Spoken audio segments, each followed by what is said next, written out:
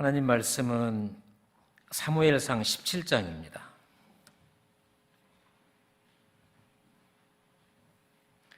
사무엘상 17장 32절부터 36절 말씀까지 우리 계시된 하나님의 말씀을 다 함께 봉독합니다. 다윗이 사울에게 말하되 그로 말미암아 사람이 낙담하지 말 것이라. 주의 종이 가서 저 블레셋 사람과 싸우리이다 하니 사울이 다윗에게 이르되 네가 가서 저 블레셋 사람과 싸울 수 없으리니 너는 소년이요 그는 어려서부터 용사임이니라. 다윗이 사울에게 말하되 주의 종이 아버지의 양을 지킬 때에 사자나 곰이 와서 양떼에서 새끼를 물어가면 내가 따라가서 그것을 치고 그 입에서 새끼를 건져내었고 그것이 일어나 나를 해하려자 하면 내가 그 수염을 잡고 그것을 쳐 죽였나이다. 주의 종이 사자와 곰도 쳤은즉 살아계시는 하나님의 군대를 모욕한 이 할례받지 않은 블레셋 사람이리이까 그가 그 짐승의 하나와 같이 되리이다. 아멘. 할렐루야. 할렐루야. 더 크신 은혜 주실 줄 믿습니다.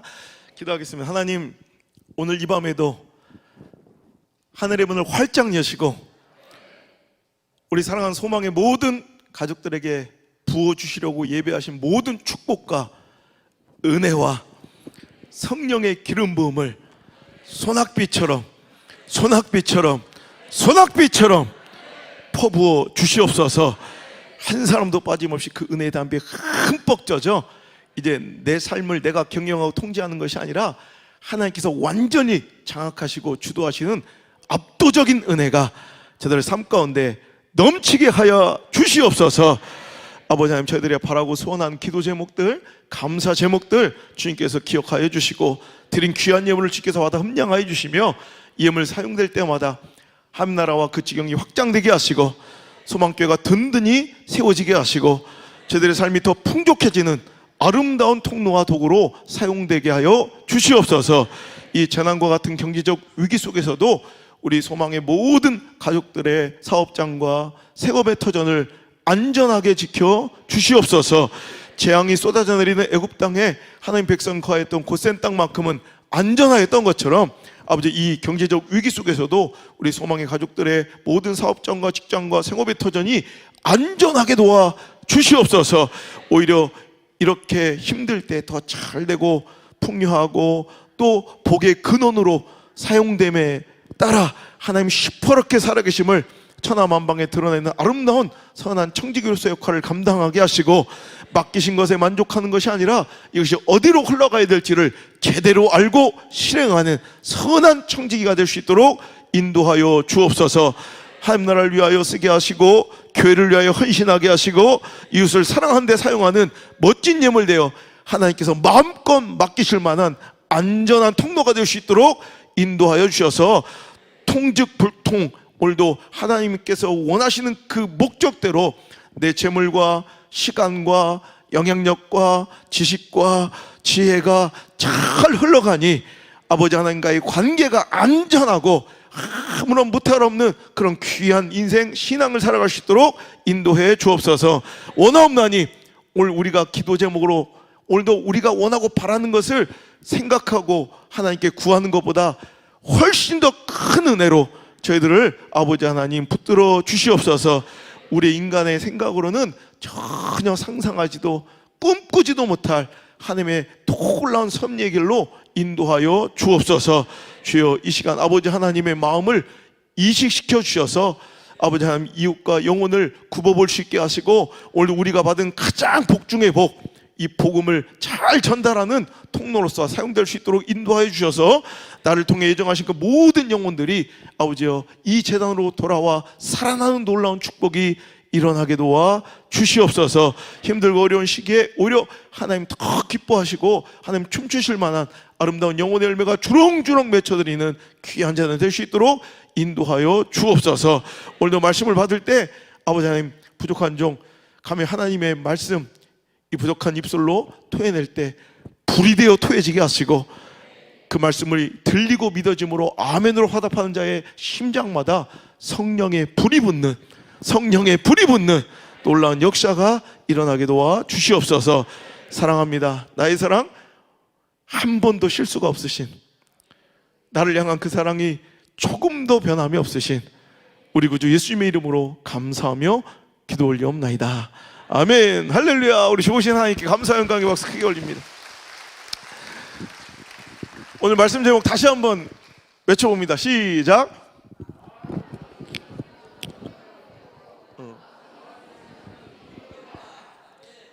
확실히 띄워주니까 소리가 커지네. 성경에 나오는 말씀은 아닌데요, 거의 진리에 가까운 말씀인 것 같아요. 어느 교회들이 많이 주보에 출처도 알지 못하고 표로 많이 쓰는 이 말씀의 제목이,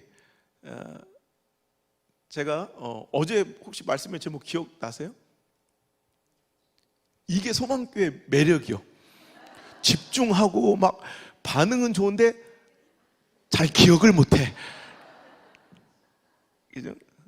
생각대로 되지 않는 건 꼭 공부 못하는 애들의 특징이 이렇게 한다 띄워주면 알았다는 듯이 이제 여러분 봤습니다. 생각대로 되지 않는 건 참 멋진 일이다. 이게 제가 뭐 4번째인가 썼던 책 제목인 것 같고요.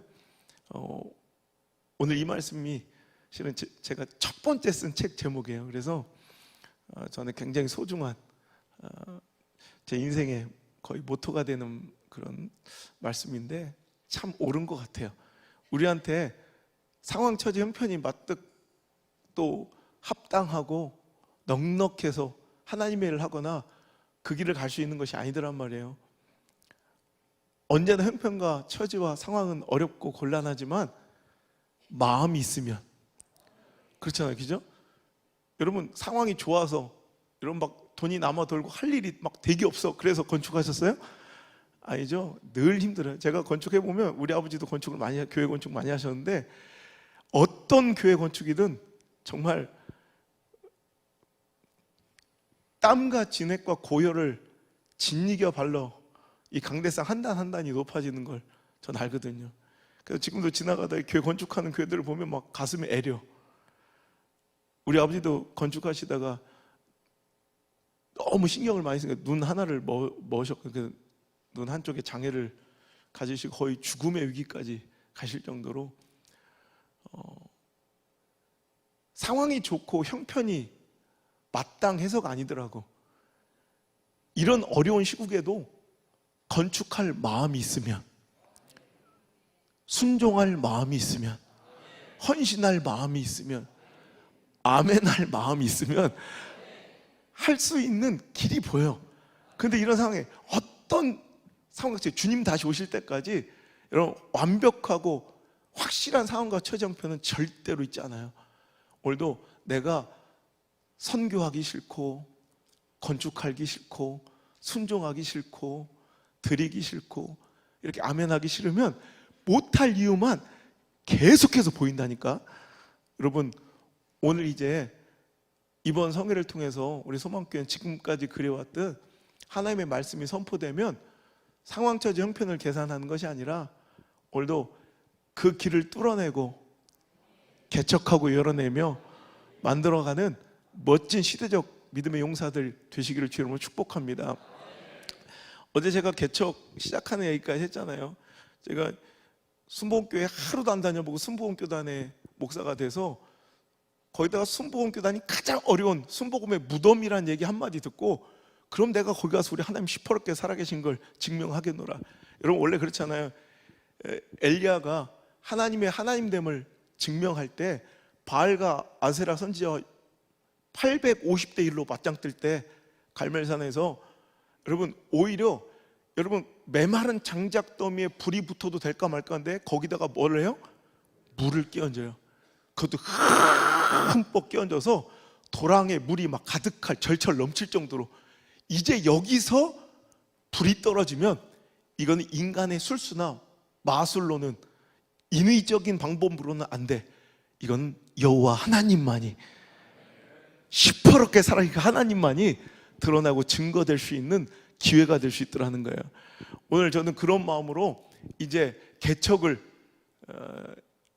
도전하고, 여러분 30살짜리 그 뭘 알아요? 신대원 이제 막 들어가서, 어제까지 형제님이었는데 신대원 들어갔다고 뭐 갑자기 막 아우라가 생기고 갑자기 뭐가, 여러분 사람들이 보기에는 엊그제까지 그냥 교회 청년이었잖아요. 신대원 들어갔다고 뭐가 뭐 달리는 게 아니잖아요. 거기다 결혼도 안 한 총각 전도사가, 여러분 그냥 하나님 주신 말씀 벌떡벌떡 뛰는 이 심장, 이 소리 하나 가지고 그냥 무작정 이제 울산의 온양이라는 한 번도 순복음교회가 세워지지 않은, 순복음을 이단시하는 그런 곳이 있다는 얘기에 그냥 무작정 달려가는 거예요.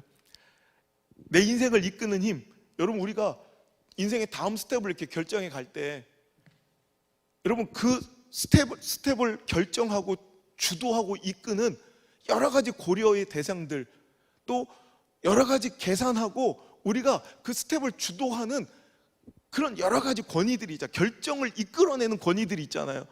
예를 들어 물질도 생각해 봐야 되고, 뭐 아파트 하나를 사도, 직장 하나를 들어가도 연봉이 얼마인지, 또 아파트 값을 내가 이걸 감당할 수 있겠는지 물질도 고민해야 되고, 물질로 보니까 금전적인 것만 계산하면, 고려하면 A야. 그런데 애들 교육 문제를 생각하면 B야. 근데 친한 우리 또 집사님하고 언니야 생각하면 또 A가 좋아. 막 이런 거 있잖아요. 왔다 갔다 이렇게 고민하게 되는 그 고려의 대상들이 있잖아요. 그런데 그 모든 것들을 종식시키는 AB를 막 여러 가지 근거로 고민하다가 마지막에, 아유 그래도 우리 교회 소망교회에서 새벽기도 드리려면 A가 낫지. 뭐 지금 못 알아들어서 가만히 있는 거예요. 당연한 소리라 가만히 있는 거예요. 약간 소망교회가 조금 약간 지금, 여러분 그죠? 그 마지막, 그 모든 갈등과 고민을 종식시켜 버리는 그 마지막 고려와 선택의 그 마지막 최종 그 권위가 우리 인생의 권위예요. 나는 그게 믿음이고 신앙이라고 생각해요. 여러분 우리 인생의 스텝을 이렇게 이끌어가는 그 수많은 고려의 대상들, 조건들 중에, 여러분 상황 따라가고, 일반 사람들은 물질 따라가고, 처지 따라가고, 형편 따라가고, 가능성 따라가고, 통계 따라가고, 분석 따라가고, 대세 따라가고, 감정 따라가고, 관계 따라가고, 사상 따라가고, 이념 따라가고, 이제 내 꼬라지 형편 따라서 가잖아요. 야 질렸다. 내가 웬만하면 어휘력이 안 딸리는데 소망교회 와서 한번 졌다. 웬만하면 아멘 막 해주고 그러는데, 그냥 우리가 일반적으로 이렇게 인생의 스텝을 결정해 갈 때 대부분 상황, 처지, 형편, 관계, 감정 뭐 이런 거 따라가잖아요. 그죠? 그래서 가능성이 희박한 곳 안 가고, 가능성이 있는 곳, 확률이 높은 곳, 처지에 마땅한 곳, 형편에 뭐 맞는 곳, 내 관계와 감정에 익숙한 곳, 이런 걸 따라가는 게 일반적인 얘기잖아요. 근데 제 발걸음을 17년 전 이끌었던, 제 삶을 주도하고 이끌어갔던 권위는 다른 거 하나도 없어요. 나의 삶을 이끌어가는 건 세상의 기준대로 상황, 처지, 형편, 감정, 관계, 형편 뭐 이런 게 아니라 딱 하나, 하나님의 콜링, 하나님의 부르심, 하나님의 그 부르심의 소명의 심장이 펄떡펄떡 뛰는데, 그 펄떡펄떡 뛰는 그 사명의 심장 소리 하나 나침반 삼아서 그냥 무작정 생명부지의 땅, 한 번도 가보지도 알지도 살아보지도 못한 경상도의 울산의 온양이라는 시골 마을, 바닷가 마을에 와서 혼자 개척을 하는 거예요. 여러분 결혼도 하는 총각 전도사가, 야 진짜 나는 그때 딱 내가 우리 하나님이라도 내가 이쁘겠대. 아니 객관적으로 생각해보세요. 다른 사람 지 형편 따라가고, 뭐 지 야망과 뭐 지 욕심 따라 뭐 이렇게 따져가잖아. 근데 저는 오직 하나님 영광, 하나님 살아계신 거 증명하겠노라고 더 힘들고 어려운 거, 지금까지 아직도 교단 뭐 이렇게 관계자들 만나고 이렇게 어르신들 만나면, 지금까지 교단 역사상 저 같은 놈이 처음이래. 총회 회관에, 총회 본부에 전화 와서, 그래 좀 편한데 어디 가면 가능성 있고, 어디 가면 개척이 성공할 만한데, 이런 데를 묻는 문인이 있어도 가장 힘들고 안 될 때 하나만 찍어달라고 한 놈은 저밖에 없었대요. 내가 이런 놈이요, 알지도 못하면서. 여러분 그러니까, 아니 그 박수 치면 안 돼요. 예, 그것도 하여튼. 그런데 내가 우리 하나님이라도 내가 이쁘겠는 거예요. 그래서 그 이유가 딱 가장 힘든 곳 가서 우리 하나님 시퍼렇게 아직도 살아계신 것 내가 증명하고 싶다, 이 마음에 그 힘들고 어렵고 모진 땅으로 혼자 내려가 생개척을 하니, 우리 하나님 이제 얼마나 나를 이뻐하시고 가면, 그래서 무작정 가기만 하면 잘 될 줄 알았어. 근데 그렇지가 않더라고. 너무 힘들었어. 이제 와서 하는 얘기인데 정말 힘들었어요. 뭐가 제일 힘드냐면, 저는 정서가 좀 안 맞더라고요. 저는 제가 여기 전라도 또 광주 쪽에 집회를 잘하고, 광주를 제가 되게 좋아해서, 이 불신의 풍조가 코로나보다, 에이그 저 새끼 또 광주 왔다가 또 이러네. 진짜 그게 아니에요. 제가 광주 명예 시민으로 청구가 됐을 정도로 제가 가는 곳마다 광주를 제가 되게 좋아한다고 얘기를 해요. 그리고 왜냐하면 제가 옛날 오해도 많았고, 그죠? 광주는 우리가 특별히 이렇게 살아보지 않은 사람 오기가 좀 힘든 그런 곳이잖아요. 근데 제가 광주를 집회를 막 계속 오다 보니까 너무너무 좋은 거예요. 그래서 저는 이제 뭐 훗날 노후에 광주에서 살겠노라고, 그래서 여기 바로 옆에 무안에다가 땅을 샀어요. 광주 너무 비싸서 못 샀어. 뭐 광주에 살고 싶은데 뭐 돈이 있어야 살지. 그래서 저 무안에, 그 정도로 제가 광주를 좋아해요. 그래서 이 광주에 이렇게 올 때마다 참 여러분들 너무 참 따뜻하고 참 인간미가 있어요. 우리 아버지가 굉장히 정치적으로 되게 보수적인 분이라 신앙적으로도 그렇지만 광주에 대한 굉장히 오해가 있어요. 그래서 제가 여기 집회할 때 한 번도 우리 아버지가 제 집회에 참여는 안 해보셨는데, 저 집회하는 곳 한 번도 안 따라보셨는데, 유일하게 제가 모시고 온 곳이 이 광주인데, 통합 측에 유일교회하고 산성교회를 연거 주일 월화 수목금 이렇게 집회할 때 그 호텔에 아버지 옆방을 하나 잡아드리고 아버지랑 같이 왔었어요. 근데 거기서 아버지랑 식사는 한 번도 안 하고, 제가 똑같이 패턴으로 그냥 저는 금식하고 이렇게 집회하니까 아버지 용돈을 많이 드리고 이제 요 근처에서 이렇게 이제 먹고 싶은 거 이렇게 드시면서 다니라고 했더니 아버지가 일주일 동안 광주에 계시다가, 야, 내가 기회만 있다면 광주 시민들한테 한번 내가 사과를 한번 하고 싶다, 이러면, 이렇게 따뜻한 도시에 대해서 너무 오해를 하고 살았다는 거예요. 그러니까 이 정치적으로 우리 시대가 정말 아픈 역사지만 이렇게 광주를 오해하게 만들었잖아요. 근데 제가 와 보니까 너무 광주가 너무너무 이렇게 인간미가 따뜻하고 이런 아름다운 도시더라고. 여러분, 그 제가 여기 와서 하는 얘기가 아니라 진짜 그렇게 제가 기쁘게 사랑하는 도시인데, 그래서 제가 광주 집회는 웬만하면 제가 거절을 안 해요. 근데 우리 처음에 이제 경상도로 이렇게 내려가려니까 저는 오히려 광주 쪽하고는 이게 정서가 잘 맞아. 나는 약간 스타일이 좀 광주 쪽이요. 한 번은 요 노예, 같은 노예에 교회 담임 목사님 천빙이 있었는데, 한 분이 제가 저 위에 그 큰 대형교회 부목사, 제가 이제 통합측에서 큰 교회들 다 가니까 그 부목사님 한 분이 저한테 문의가 온 거예요. 여기에 광주에 있는 한 교회와 제주도에 있는 여기보다 훨씬 더 좀 큰 규모의 교회 두 개가 이제 들어왔다는 거예요.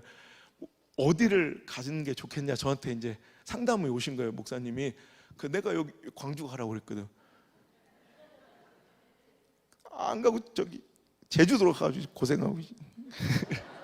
왜냐하면 저는 내가 만약에 나는 목회를 다시 한번 할 수 있는 기회를 주시면 난 광주에서 한번 이런 땅에서 한번 개척 한번 해보고 싶다, 이런 얘기를 했을 정도로 광주는 이상하게 나랑 맞으니까, 생긴 건 별론데 진짜 되게 이렇게 좀 영적으로 이렇게 잘 이렇게 맞는 것 같아, 느낌이. 근데 경상도를 내가 싫어하는 건 아닌데 정서가 좀 안 맞더라고. 왜냐면 저는 어렸을 때부터, 어제도 얘기했잖아요, 서울에서 태어나긴 했는데 우리 아버지 첫 목회지가 충청남도 공주예요. 그러니까 내가 4살짜리가 독립할 수는 없잖아요. 할 수 없이 아버지 따라서 충청도에서 사는 거. 그러니까 저는 어느 순간 충청도 정서가 몸에 이렇게 배 있어요. 충청도 사람이 된 거예요.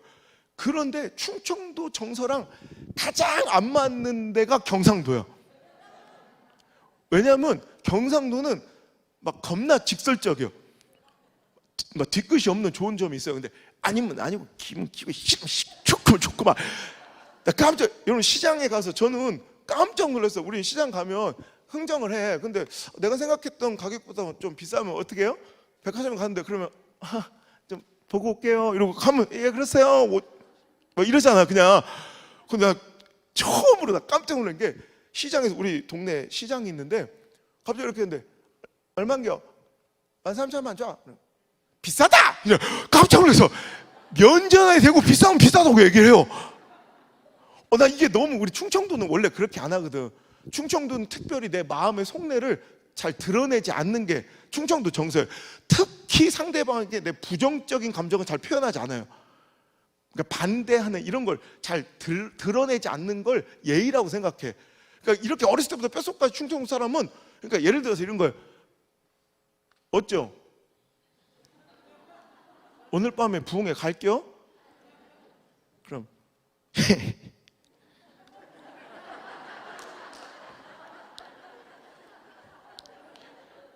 갈게요? 안 갈게요? 그럼 좀 그래요. 이게 안 간다는 얘기예요. 이게 절대 안 가. 그 새끼 설교도 더럽게 찔던데 막 이렇게 얘기 안 하고, 안 갈 거면 그냥 몸을 베베 꼬아요.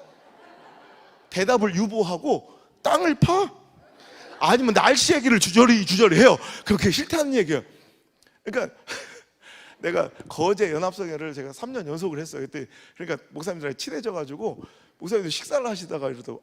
내가 충청도 얘기를 하니까 자기도 경험이 있다는 거예요. 그래서 가족이 여행을 가는데 우리나라 놀러 갈 때 뻔하잖아요. 그러니까 맨날 갔던 데만 휴가를 가더래요. 그래서 이번에 좀 다채롭게 색다른 곳을 한번 가보자. 그래서 논의 끝에 난생 태어나서 처음으로 충청남도에 부여라는 곳에 여행을 한번 가봤대요.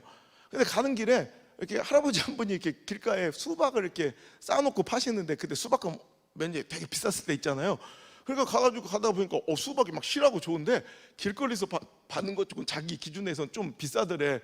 15,000원을 받더라는 거예요. 그래서 할아버지 이거 13,000원에 주이소 이런 거예요. 그럼 우리는 뭐 경상도는 그렇게 흥정을 딜을 하면 줄 거면 줄 거고 안 주면 안 주고 팔면 팔고 못 팔면 못 팔고 딱 얘기를 해요. 할아버지 13,000원에 가져가도 돼요? 그랬더니 갑자기 할아버지가 어이구 이놈의 거 비가 올라면 오고 말라면 말지 며칠째 꿈을 지랄이요. 이게 못 판다는 얘기요. 근데 그걸 못 알아듣고 경상도 분들이 할아버지 지금 저 13,000원에 가져가요 말하니까 헤헤 이 파리 새끼들은 뒤지지도 않아. 이거 뒤지지도 이거 못 판다는 얘기예요. 근데 그걸 또 못 알아듣고 할아버지 바빠 죽겠는데 빨리 얘기해 줘. 팔아요 안 팔아요? 그러니까 그냥 냅둬요. 소나 줘버리게 그러더래. 13,000원에 주느니 소를 사료로 줘버리겠다는 얘기예요. 그러니까 이런 정서 속에 살았던 저에게는 경상도에 막 면전에 대고 자기 감정을 딱 얘기를 해요. 싫으면 싫고 좀 좋고. 우리는 이거 끝장 볼 때나 한 얘기예요. 다시 안 볼 사람한테나. 근데 그러고 그 다음날 아무렇지도 않아. 이게 너무 이게 안 맞는 거예요, 정서가. 그런데 더 힘들고 안 맞는 정서 중에 하나는 여러분 영적인 정서가 또 안 맞아요. 저는 여러분 복음화율이 여러분 어제도 그랬잖아요. 이 전라도하고 경상도는 사뭇 달라요. 왜냐면 여러분 여기처럼 복음화율이 가장 높은 이런 전라남도는 우리나라에서 가장 복음화율이 높은 이런 지역에서는 여러분 얼마나 좋아. 뭐 알아듣든 못 듣든 일단 아멘 하고 보잖아. 뭐 기억도 못하면서 그냥 아멘 막 이게 얼마나 좋은데. 이게 복음화율이라는 게 엄청 무시 못하는 게요. 경상도는 복음화율이 여러분 대한민국에서 경상도는 가장 낮은 곳이 바로 경상남도예요. 아까 새벽에도 얘기했지만 복음화율이 3% 미만의 지역을 우린 미전도 종족이라고 불러요. 미전도 지역. 그런데 경상남도는 복음화율이 3% 안 되는 미전도 종족 그 지역이 수두룩해요. 고성, 산청, 밀양, 합천, 진주 이런 곳들이 다 복음화율이 3%도 안 돼요. 여러분 이런 정서 아세요? 여러분 복음화율이 30% 넘는 이런 데는 그 정서 느낌을 잘 몰라. 근데 여러분 얼마나 안티 기독교 그 반 기독교 정서가 센지. 그러니까 경상남도는 막 설교할 때도 뭔가 이렇게 막 심사받는 느낌이고, 전라도는요. 그러니까 어저께 제가 그랬지 여기서 차라리 10번 하는 게 낫지 거기서 한 번 하는 것보다 여기는 뭐 그냥 뭐 느닷없이 아멘이요. 막 그냥 근거도 없이 그냥 아멘이요. 그리고 막 하는데 은혜를 다 받는데 자기가 은혜를 못 받고 눈물을 못 흘려. 다른 사람 다 막 눈물 흘리고 그러는데 자기가 은혜를 못 받으면 다른 데는 저 강사가 잘못했다 이래. 근데 전라도는 안 그렇다 하니까 자기가 은혜를 못 받으면 막 자기 가슴을 막 치면서 한탄하다가 저한테 양해를 구하고 약간 이렇게 의자 밑으로 들어가서 눈알을 쑤셔서라도 울고 올라온다니까. 이런 좋은 데가 어디 있어요? 그러니까 여기는 막 그냥 거저 이런 데는. 여러분 복음화율이 10%도 안 되는, 그러니까 여러분 다른 지역이 이렇게 막 모여든 대도시나 공업지역 돼야 그나마 7, 8%, 9% 되면 되게 높은 지역이에요. 그러니까 10% 넘는 곳이 없는 그런 이런 지역을 저는 이런 정서를 처음 경험해 보니까, 거기다 우리 아버지 엄마는 또 이 동네 주민들과 굉장히 이렇게 관계가 좋아서 항상 이렇게 교회의 권위가 있었고 친밀한 이런 대우만 받다가 이렇게 교회를 싫어하는 이런 정서에서 제가 목회를 처음 해보니까 너무 당혹스러운 거예요. 거기다가 이 경상남도 중에서도 울산이라는 땅은 태고 쪽부터 귀신, 미신, 불교가 아주 찌들어 있는 땅이에요. 오죽하면 울산광역시 엠블럼 시 마크 자체가 녹색 선이 이렇게 세 개가 산처럼 돼 있고 빨간 동그라미 하나 찍혀 있는데 이 상징이 뭔가 하냐면 첫 번째 선은 태화사라는 절을 지키고 있는 용 한 마리, 두 번째 선은 우리 문학 시간에 배운 처용이라는 귀신 한 마리, 요 세 번째 선은 동해바다를 지켜, 문무왕이 죽어서 용이 돼서 동해바다 지킨다고 그러죠. 그 용 한 마리를 상징해서 만든 게 울산시의 얼굴이에요. 그 빨간 동그라미가 뭔가 하니까 그게 여의주래. 유치 뽕입니다, 그죠? 그러니까 세 마리 용과 귀신이 여의주를 물고 있는 형국. 만약에 광주광역시에서 이런 일이 자행됐다면 아마 그 사람 선출직 공무원은 공무원 정치인은 아주 그 길로 정치 인생 끝이에요. 교계에서 절대 가만두지 않으니까. 근데 울산은 그런 일이 일어날 수 있는 곳이에요. 그 정도로 교세가 여기 140만이라고 했는데 우린 120만인데 제가 인천에 연합성회를 갔다 깜짝 놀랐어요. 우린 120만, 울산시 제가 연합성회 해보니까 기도, 대표 기도가 이래요. 우리 울산에 120만, 우리 120만 울산 도시에 우리 10만 성도들이 힘을 합쳐 600개 교회가 하나가 돼요. 뭐 이렇게 기도해요. 솔직히 600개도 안 돼요. 근데 자꾸 뻥을 치는 거예요. 600개도 안 되네. 자꾸 500 몇 개인데 자꾸 600개라고. 근데 바로 그 다음 주 인천 연합성을 갔더니 글쎄 기도하는데 기도가 달라. 인천도 광역시고 우리 울산도 광역시인데 우리 인천에 우린 울산은 600개 교회 뻥쳐서 600개 교회 이러는데 인천에 3,500개 교회 100만 성도가 힘을 합쳐 이래. 완전히 그러니까 그게 그렇게 교계가 무신항할 수 있는 그런 복음화율이 너무 낮은 이런 땅. 그래도 울산은 도시니까 사람이라도 많이 살잖아요. 저는 실은 울산에서 온 게 야 너는 어떻게 왔냐? 너 학교 빠지고 왔어? 너 왜 왔어? 아, 우리 학교 학생인데 저는 왜 왔어? 아 신체 너 그래요? 알았어. 또 아는 사람 있으니까 할 수 없이 또 뻥을. 저는 서울 가면 안녕하세요 울산에서 온 이렇게 거짓말 시켜요.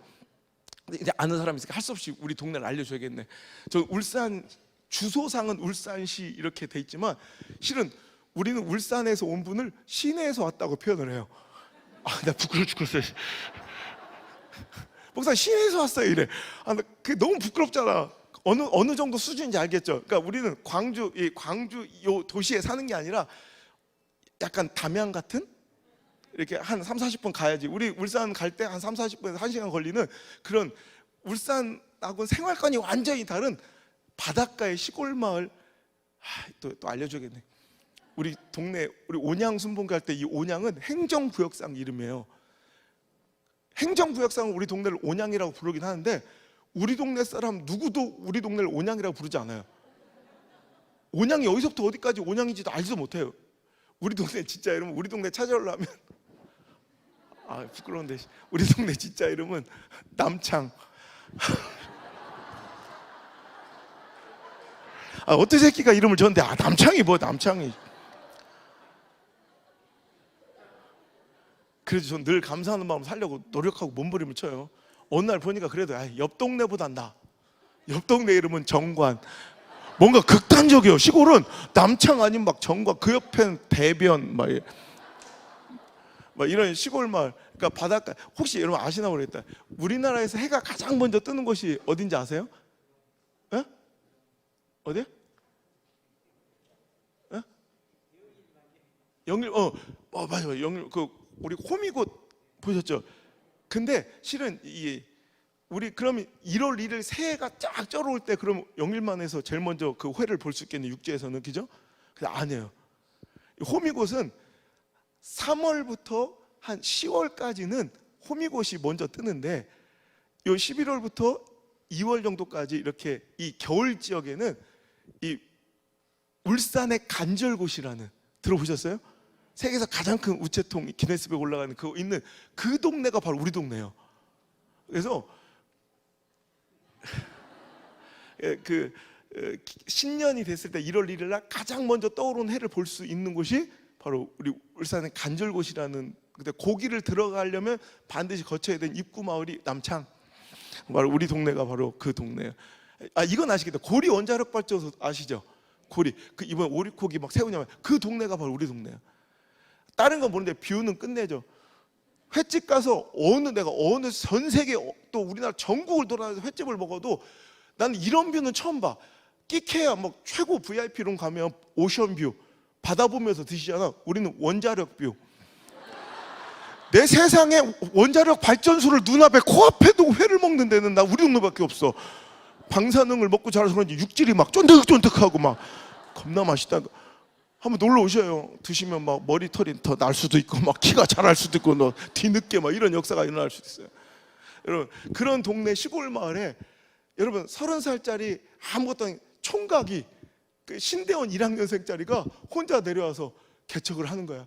진짜 아무것도 모르겠고 뭘 어떻게 해야 될지 알지도 못하는 곳에서 일단은 그냥 모든 있는 거 지금까지 뭐 하고 모든 걸 털어가지고 이제 밭대기 80평을 샀어. 개척이 시작되는데 뭘 어떻게 해야 될지 몰라. 지금 제가 이제 건축을 한 5번 하다 보니까 지금 생각해 보면 그거 다시 지나면 그거 똑같이 한 달이면 내 충분히죠. 한 달도 안 걸릴 것 같아. 근데 그놈 거를 1년 가까이 내가 등짐을 다 져가면서 내가 힘으로 할 수 있는, 힘으로 보탤 수 있는 모든 걸 내가 시작부터 끝까지 다 등짐 매면서, 그러면 내가 고생을 하면 돈은 좀 싸져야 되잖아. 근데 오히려 고생은 고생대로 하고 돈은 더 비싸. 한 2~3배. 그 목수한테 사기를 당해서 계약서도 안 쓰고 그냥 그가 부르는 대로 돈을 갖다 주는 거야. 그러니까 나 아직도 이해가 안 돼. 그 목수라는 놈이 공구리 있죠, 기초공구리를 3번을 쳤는데 결국 수평을 못 맞췄어. 수평이 안 맞으니까 또 치고 또 치고. 나중에는 기초공구리가 내 키보다 높아서 동네에서 방공호 짓는다고 소문이 나가지고 돈은 돈대로 들고 고생은 고생대로 축사해. 그래도 야 진짜 제가 이제 목회를 시작하고 하나님 부르신 가운데 사명을 받고 가서 하나님의 전을 처음으로 건축하는, 나는 아직도 가끔씩 그 교회를 가요. 지금은 이제 우리가 다른 교회에 이제 매각을 하고 지금 다른 데로 나와 있지만 아직도 가끔씩 그 교회 가서 제가 진짜 그 공간을 잊을 수가 없는 것 같아. 아직도 어디에 이렇게 찍힌 흔적까지 내가 다 알아. 그래서 제 마음이 초심이 흔들리거나 좀 교만해지거나 감사함을 잃어버리는 것 같으면 우리 가족들 다 데리고, 왜냐하면 하나님께 너무나 많은 축복과 은혜를 또 영향력을 맡겨주시다 보면 내가 뭐가 된 양 착각할 때가 있어요. 안 그러려고 몸부림을 치며 사는데도 여러 가지 영적 루틴을 두고 장치를 두고 정말 나를 절제하고 제어하는데도 어느 순간 보면 내가 뭔가 된 양 능숙하게, 차라리 성령 하나님 역사하지 않으면 죽을 써버리고 박살이 나고 비난받으면 돼. 그게 오히려 복이에요.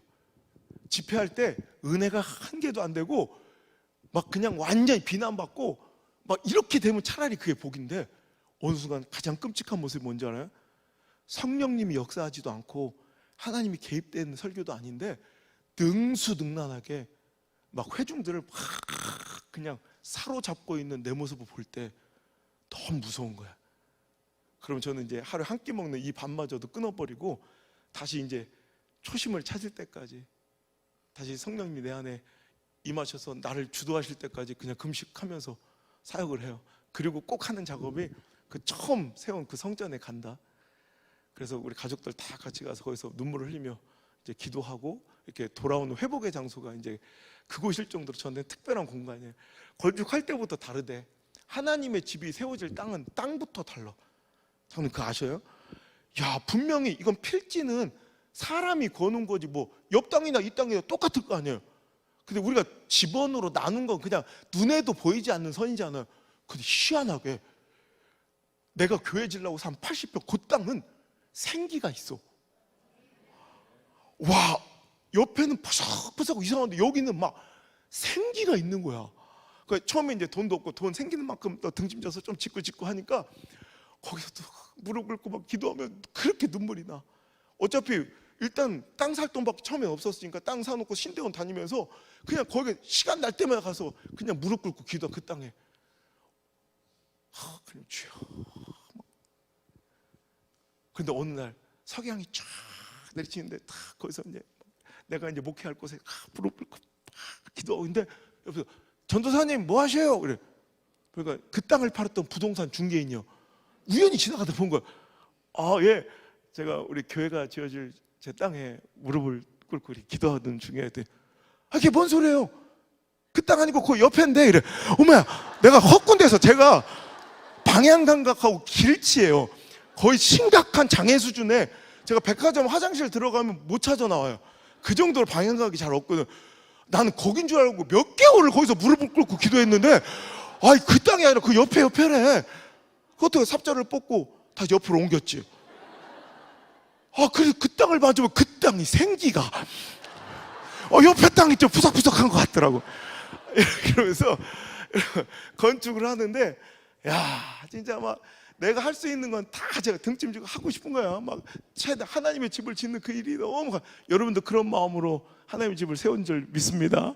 너무 행복하고, 우리 나 같은 게 무언데 하나님께서 하나님의 집을 이 어둠의 땅에 예수님 머리 대신 이 성전을 지을 이 기회를 주시고 축복을 주셨는지 너무 감사해서 진짜 피곤한지도 모르고, 얼마 안 해보던 일을 하니 막 철근 날르고 모래 날르고 얼마나 힘들어요.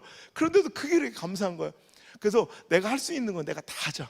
근데 어느 날 보니까 제가 이제 돈 생기면 조금씩 하는데 너무 이제 공사 기간이 딜레이되고, 거기다가 보니까 돈이 없으니까 이제 근데 미장이 이렇게 옆에 공구리를 다 치고 나서 가다판 이렇게 결속했던 이런 심지가 있잖아요. 그걸 이렇게 빼낸다고 다 빼내고 거기를 매끈하게 미장을 해야 되는데, 미장이 품삯이 너무 비싸. 알아요? 미장하시는 분들 지금 얼마니 뭐 그때 한 20-30만 원 이상은 줘야 되는, 너무 비싼데 가만히 내가 미장을 배우려고 그래 가봤더니 별것도 없어.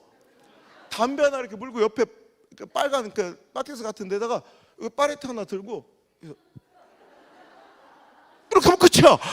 아니 그 아무것도 아닌데. 그래서 내가 그 다음날 추파춥스 물고 나도 이렇게 해서 근데 막 엉망이 돼서 벼룩박이 막, 그래서 할 수 없이 몇 번 해도 안 돼. 더 엉망이 돼. 할 수 없이 이제 미쟁이 두 분을 불렀어요. 그랬더니 미쟁이 분이 뭐라 하냐면, 미쟁이만 부르면 되는 게 아니라 디모도는 언제 오냐. 그 디모도가 뭐냐, 디모데가 아니라 디모도가 뭐냐니까, 미쟁이 옆에 서포트 해주는 사람이 디모데니까, 자기들은 세면 걔 가지고 날라서 이렇게 하는 게 아니라 자기들은 고급 기술이니까 이렇게 하기만 하고 옆에서 이걸 날라주는 사람이 있어야 되는 거예요. 그래서 그거 할 돈 없다고 그랬더니, 그게 뭔 말이야, 그러면 일이 안 된다고. 그래서 제가 할 거니까 걱정하지 마실 때, 아니 디모도가 2명 3명이 있어도 될까 봐. 근데 너 혼자 미쟁이 2명 걸 어떻게 할 거냐. 그래서 할 수 있다고, 걱정하지 말라고. 만약 일이 중단되거나 좀 엉기면 안 하셔도 된다고. 제가 그 전날부터 참 한수 1분도 안 쉬고요, 미리 세팅을 싹 해놓고 막 밤을 꼬박 새워서 준비를 싹 하고, 그분들은 막 담배 피고 그분들은 뭐 식사하러 가셔도 전 1분 1초도 쉴 수 없고 그냥 미친 듯이 그 아슈바 타고 그냥 막 미친 듯이 뛰어다니는 거예요. 그냥 잘못하면 뚝 떨어져 죽는 건데 그가 그냥 막 미친 듯이. 그래서 그걸 다 해낸 거 혼자. 그랬더니 그 미쟁이 두 분이 끝나고 가면서, 와, 내가 살면서 이렇게 독한 사람 처음 봤다고. 그때 나이도 어리니까 내가 보니까 당신 그 젊은이는 뭘 해도 되겠네. 그래, 예, 고맙습니다. 이렇게 돈을 드리고 그 다음부터 기억이 없어요. 얼마나 시간이 지났는데 갑자기 막 우왕 소리가 이렇게 보니까 눈이 이렇게 뜨는데 우리 엄마가 저를 막 흔들고 있는 거예요. 얼굴 제가 기절을 했는 거예요. 근데 잠도 못 잔 데다가 엄마가 연락이 안 되니까 아버지랑 이렇게 내려오신 거예요. 우리 제 목회 현장 울산 거기로 오셨는데, 제가 기거하던 여인숙에도 안 들어온다고 그러고, 근데 아무리 불러도 호성호성해도 안 오고. 그러니까 가다 엄마가 느낌이 이상해서, 이제 그때 내부는 이렇게 아시바가 이렇게 해서 생성되고 있는 과정이라 깜깜하게 뭐 배선도 안 되고 전기도 아무것도 깜깜한 상태였죠. 근데 엄마 후라시를 사서 이렇게 보니까 그 구석쟁이 제가 쓰러져 있더래. 그래서 깨보니까 어머니가 막 주물르고 있더라고. 근데 아버지가 막 엉엉 울고 있어. 뭘 껴안고 보니까 내 신발이야. 그러니까 제가 막 미친 듯이 막 그거 해낸다고 막 뛰어다니는데, 뭐 뒤가 따끔따끔한데 그걸 확인할 시간이 없었던 거예요. 아이고, 대모식을 뚫고 들어와서 이 빵꾸에 피가 떡이 된 거예요. 그러니까 우리 아버지가 그 방황하던 아들이 목회의 길로 온 건 감사한데, 자기가 걸어갔던 그 길을 또 걸어간다는 생각. 아버지가 이제 실제잖아. 그러니까 아버지가 그걸 내 신발을 껴안고 피 떡이 돼 있는 내 신발을 안고 엉엉 울고 계시더라고요. 그때는 제 총각이니까 혹시 네 자녀 중에 대를 이어 3대째 목사가 나오면 이거 우리 갑으로 물려줘라. 그리고 아직도 그 신발이 있어요. 그렇게 하면서 저는 그냥 하루하루 돈도 없는데 그냥 생기는 대로 최선을 다해서 하나님의 집을 지어가는데, 제가 좀 그런 성향이, 전 기질로 하나님이 일을 시키시는데 전 기질이 좀 그래요. 헌신도 잘하고요, 막 드리는 것도 잘해. 그런데 기질이 헌신도 잘하는데 생색도 잘내. 그게 좀 없으면 재미가 없어. 물론 최선은 오른손이 한 걸 왼손이 왼손이 한 걸 오른손이 모르면 최선이요. 근데 난 그건 안 되는 것 같아. 내가 뭐 잘했는데 장로님이 모르고 죽었어. 그럼 관뚜껑을 열고라도 알려줘야 돼. 그래 속이 풀려 막. 아니면 재미가 없어. 최선으로 하면 좋겠지만 안 되면 안 하는 것보다 낫잖아요. 뭐 선교도 많이 하고 그런데, 그러니까 저는 이렇게 구멍이 나고 아프잖아. 그럼 하나님이 다 보실 거 아니야. 이미 다 아물어서 괜찮은데도 거저 일부러 다행인가 보시라고 하나님 어떻게 이제 역사를 하실까. 그래서 여차차 해가지고 교회 건축이 끝나고 조그만 단층짜리 건물, 여러분 48평밖에 안 되는 요 건물에 이 강대상 옆에 목양 이렇게 제 혼자 기거할 방 하나 있고, 또 공동으로 쓸 화장실 하나 빼니까 예배당이라 봤자 조그만 손바닥만한 30여 평짜리 예배당에 문 열면 그냥 마당, 아무런 부속실도 없는 이 조그만 예배당 단층짜리 건물 안에서 개척을 시작하는데 너무 감사한 거예요. 근데 건축만 딱 해놨지 이상하게 다른 데로 돈이 새고 막 그러는 바람에 이 성전 기물을, 성물을 살 돈이 하나도 없는 거야. 우리 옛날 목회자 우리 선배님들 보면, 야 우리 때는 말이야 건축하고 우리 가만히 이렇게 가마떼기 깔고 사각에 짜고 퍼놓고 막 이런 얘기 많이 하시잖아요. 제가 딱 그 짝이었어. 돗자리를 이렇게 깔아놓고 이제 개척을 해야 될 판이야. 근데 참 죽으라는 법이 없는 게, 글쎄 소문이 들려오는데 강대상도 저기 어디 산에 기도원이 있어요. 조그만 큰 유명한 기도원도 아니고 저 부산으로 가는 그 조그만 산에 기도원 하나가 있는데 거기서 버린 강대상이 하나 있다는 거예요. 여러분 그거 아셔요? 기도원은 어지간하면 안 버려. 그러니까 기도원에서 버렸으면 그건 어지간한 거예요. 그래서 그게 저한테 급한 거예요. 그래서 그걸 올라가서 그거를 끄집어 엎고 그냥 그걸 하루 종일 내려오는 거예요. 근데 보니까 그 옆에 버려진 이렇게 약간 삐걱거리고 거의 썩어가는 의자가 또 몇 개 있어. 그래서 하루 종일 또 올라가서 그 하루에 한 개씩 장의자 끌고 내려오는 거야. 근데 또 부산 저쪽 어느 쪽에 뭐 개척했다 3년 만에 성도 한 명도 없어 문 닫은 어떤 여자 목회자 교회 앞에 성물이 있다는 거야. 또 거기 가서 몇 개 주워, 여기서 또 주워. 저도 또 나중에 무슨 군부대 안에 교회가 다시, 큰 교회가 다시 세워주고 거의 옛날에 쓰던 그 성물 다 쓰레기 매립장에 버렸다. 그래서 포토트럭 하나 이제 빌려가지고 그 주임 원사 한 분 꼬셔가지고 거기 군부대 안에 쓰레기 매립장에 가보니까 막 진짜 버려진 이런 그런 의자들이 많이 있더라고요. 그래서 그 주소가 막 최대, 이게 내 믿음의 분량 같더라고. 트럭에 실을 수 있는 만큼 실었어요. 와, 근데 군부대 의자는 너무 무거워. 그리고 낙서가 그렇게 많아. 걔들은 믿음으로 나와서 예배드리는 애들이 거의 없잖아. 다른 목적이 많은 애들이라. 그러니까 그 시간을, 무료함을 때워야 되니까 낙서가 그렇게 많아. 애들이 피폐해. 군대만 가면 애들이 이렇게 피폐해지는지. 낙서 중에 제일 많은 게 똥그림. 똥을 어떻게 또아리를 계속 풀어. 똥을 얼마나 많이 그려놨는지. 그리고 초코파이 언제 주냐 이놈의 거, 영수가 기다려, 꼬무신 거꾸로 신점아, 막 이런 낙서들 뺑기로 지어가면서. 그러니까 주워온 용처가 다 다르고 색깔도 다르고 길이도 다 달라서 이렇게 쫙 마치 쪼록 있어야 이쁘잖아 의자가. 근데 우리 교회는 5자, 6자, 7자, 8자, 9자, 11자 다 달라 의자. 그러니까 요만한 예배당에 최대한 이렇게 많이 누르고 이렇게 벽 쪽으로 붙여야 되니까 삐뚤 의자가 똑바로 이렇게 하지 않고 주워온 거라. 그리고 우리는 그 예배드릴 때 이렇게 몸으로 들어오면 전갱이 다 나가요. 들어올 때 막 이렇게 춤추겠잖아요. 그런 초라한 예배당이지만 그래도 내가 이제 섬기고 하나님 위해서 일할 수 있는 그런 성전이 생겼다는 게 얼마나 감사한지. 그리고 첫 번째 주일을 기대하고 고대하는데 이제 내가 할 일은 다 했어. 하나님 다 보셨을 거니까 이제 하나님 차례요. 하나님 역사하실 차례요. 내가 봤던 간증집에서는 그 다음 이야기가 뻔해. 너무 기대가 되는 거야. 그 일을 이루실 우리 하나님. 그러니까 너무 설레어서 아직도 기억나요. 그 첫 번째 주일 내가 이렇게 헌신하면서 딱 이제 세워놨으니, 이제 개척했으니, 건축까지 했으니 우리 하나님 어떻게 일하실까. 잠을 못 자겠는 거야. 밤을 꼬박 세우고 막 이 강대상 앞에서 벌벌 떨다가 탁 일어난다. 야, 첫 번째 주일부터 그냥 사람들이 그냥 막 한 명도 없어. 나 진짜 어제 내가 봤던 간증과는 약간 다르더라고.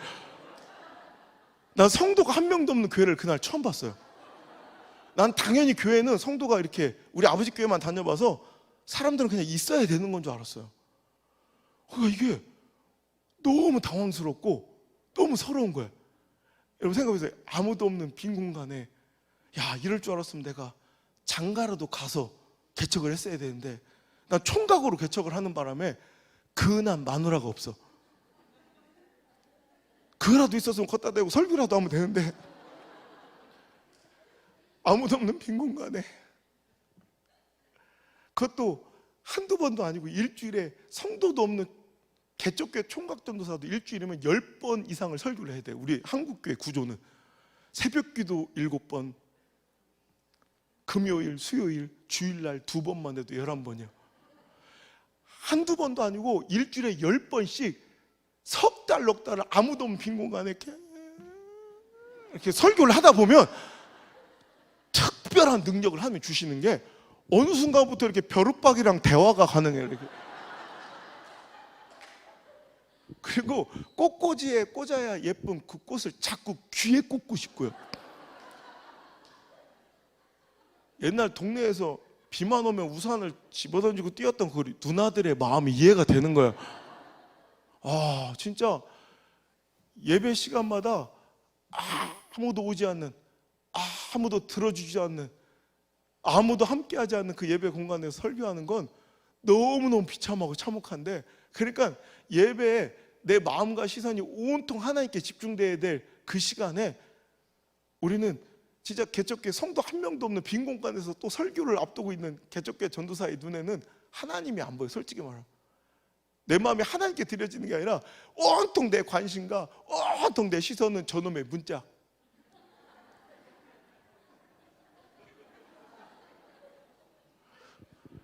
주님도 때로는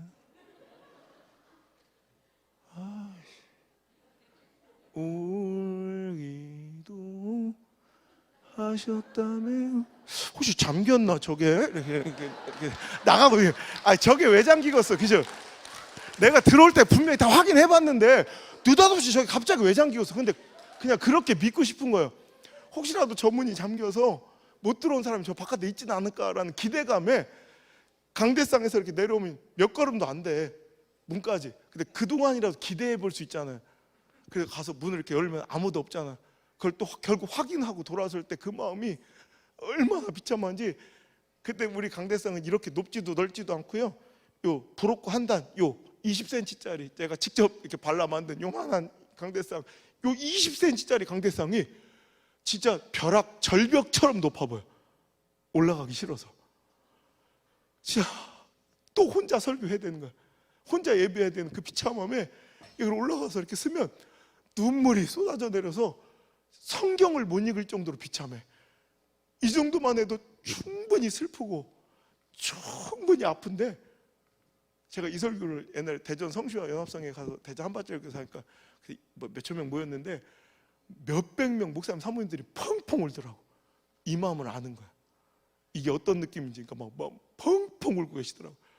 너무 비참한데, 너무 서러운데, 어느 순간 이 슬픔과 절망의 벼랑 끝에 서 있는 저를 아예 그냥 벼랑 끝으로 떠밀는 사건이 벌어져요. 저 열리지 않을까, 어떻게도 안 열리던 저 초롱성과 같은 개척교회 저 문이, 이런 개척교회 문은 어지간해서 안 열려요. 어느 날 예배 중에 덜컹 열려. 그럼 막 내 심장도 절컹 발바닥까지 떨어졌다 다시 올라. 얼마나 놀랍고 얼마나 감사하고 얼마나 반가운지 눈물이 막 화락 쏟아지고, 이건 뭐 생각하고 자시고 할 것도 없이. 여러분 그거 알아요? 저건 더 이상 샤시 문이 아니요, 하늘 문이 열린 것 같아. 사람이 아니라 하나님이 현현하신 것 같아. 얼마나 반가운지. 개척교회는 사람 한 명 들으면 하나님처럼 반갑다니까.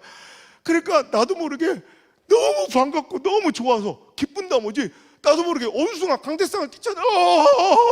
막 너무 좋아. 얼른 들어오라고. 내 마음은 그런데 또 그쪽 마음이 그렇지가 않아.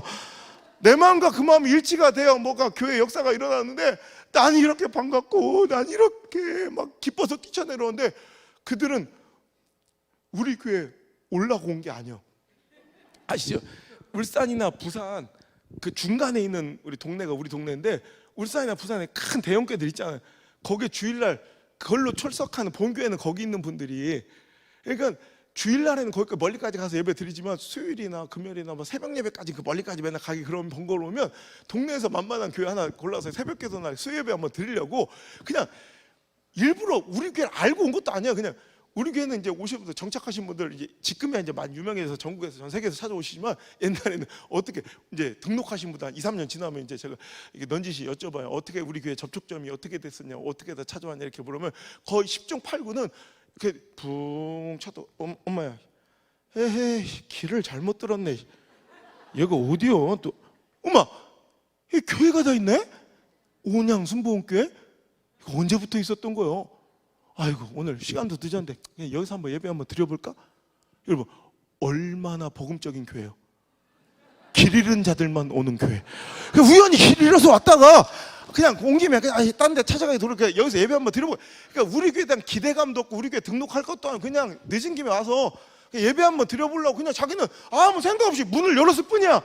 웬걸 문을 열고 보니까 새파랗게 어린 총각 전도사가 눈알이가 시뻘개서 막 잡아먹으려고 덤비지.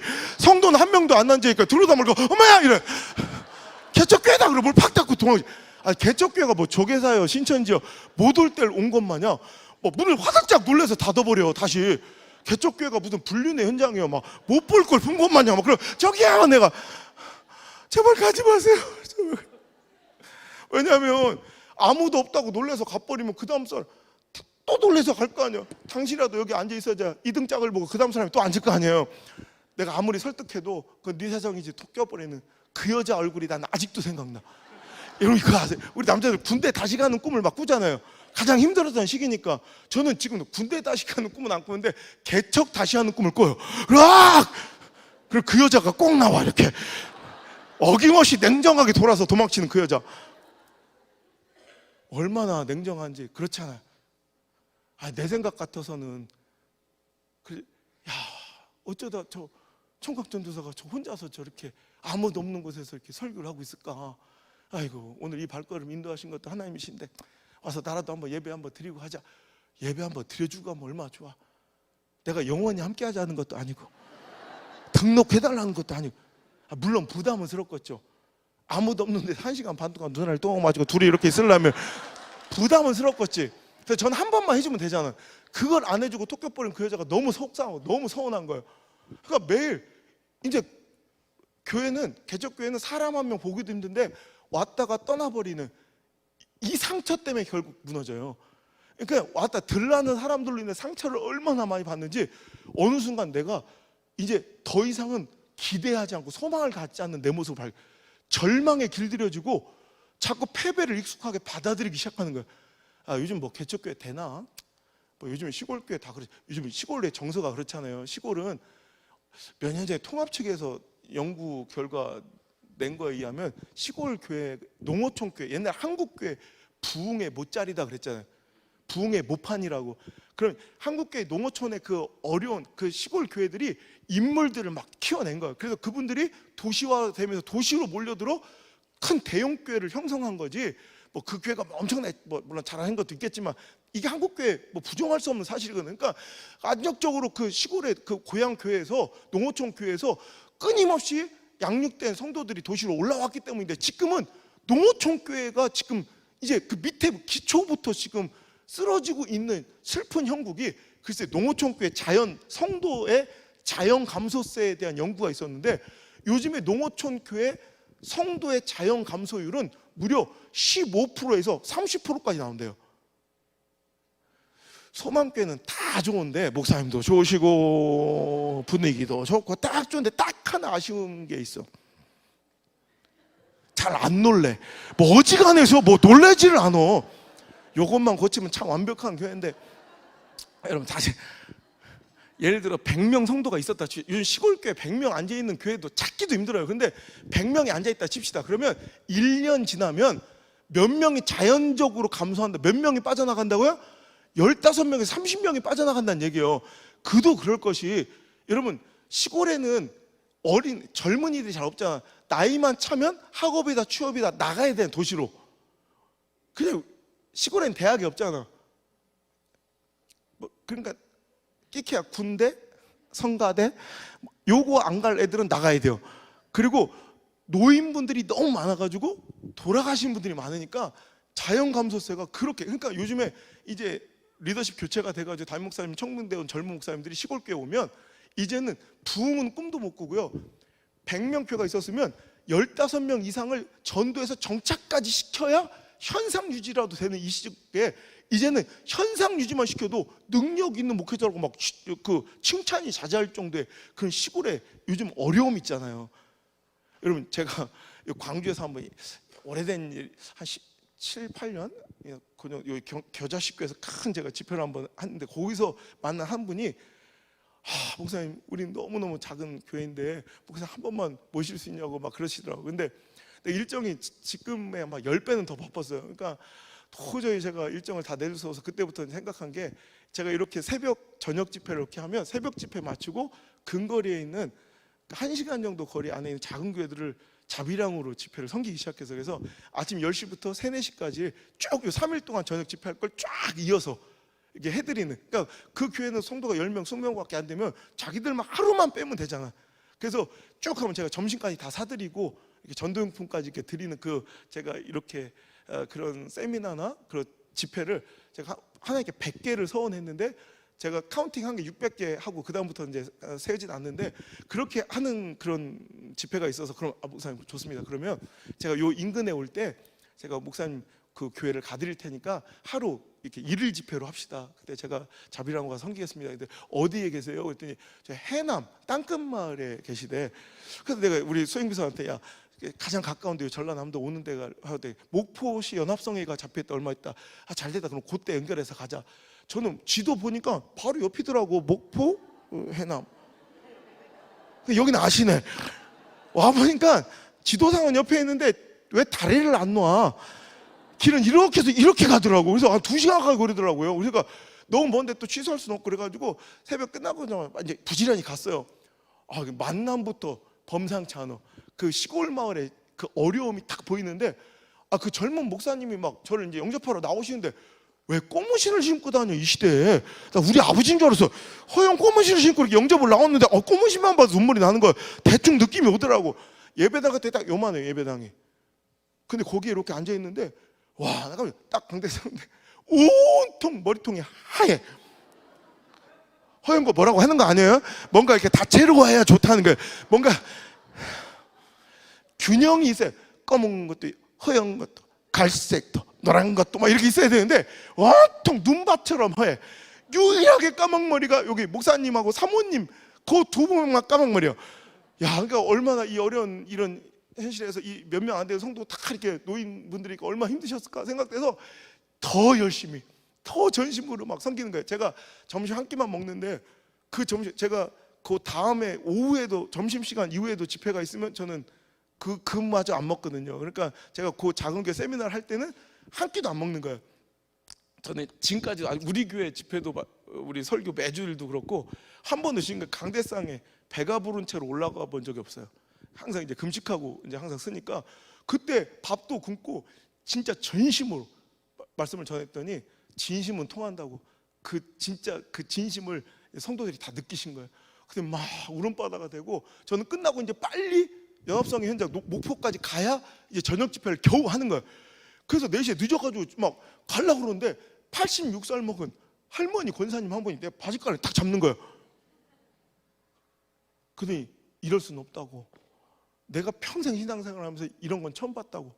근데 강사 목사님이 식사 대접도 안 받고 오히려 우리 밥을 사주고 이렇게 집회를 그냥 해주시고 가는 법이 어딨냐.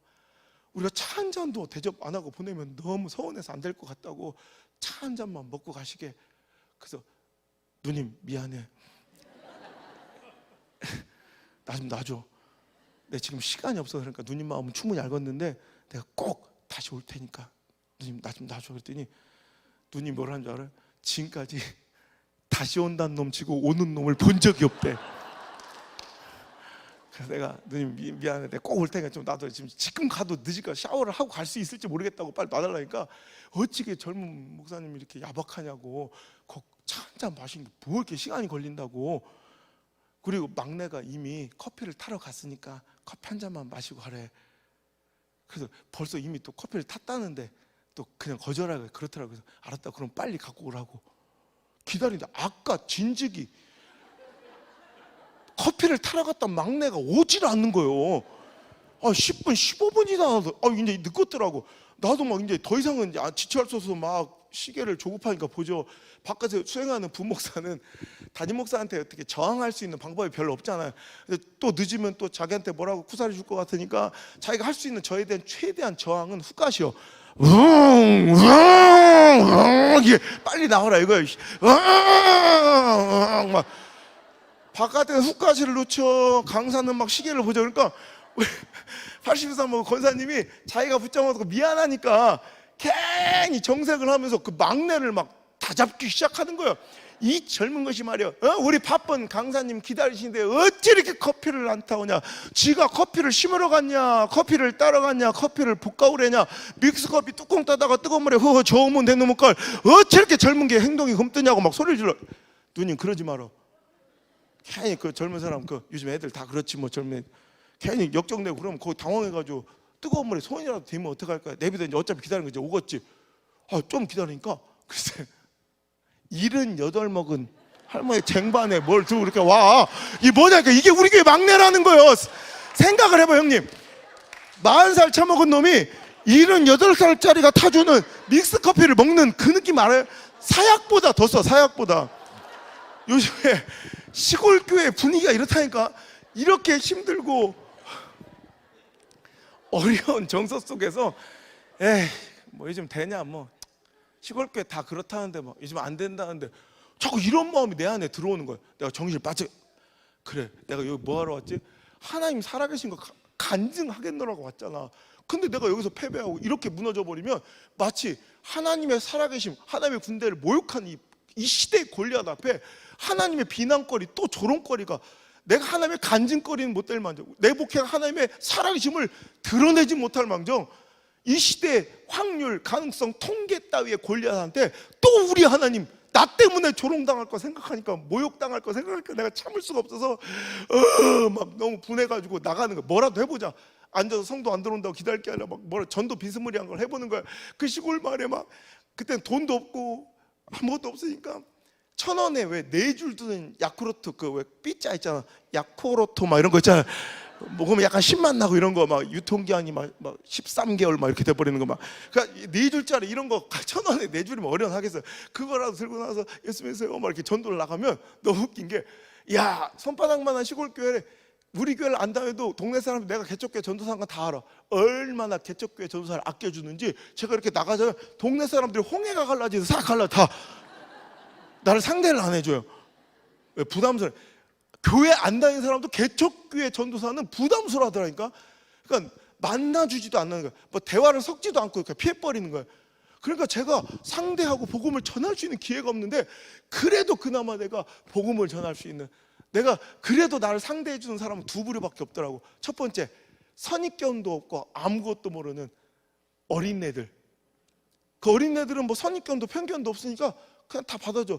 그 애들 불러다가 내가 공부도 가르쳐주고, 또 이렇게 진짜 돈도 없으니까 그냥 피자 같은 것도 못 사주고, 그것도 마트 가면 왜 유통기한 막 한 2년쯤 되는 막 식빵 막 1,000원에 이만큼 주는 거 있잖아요.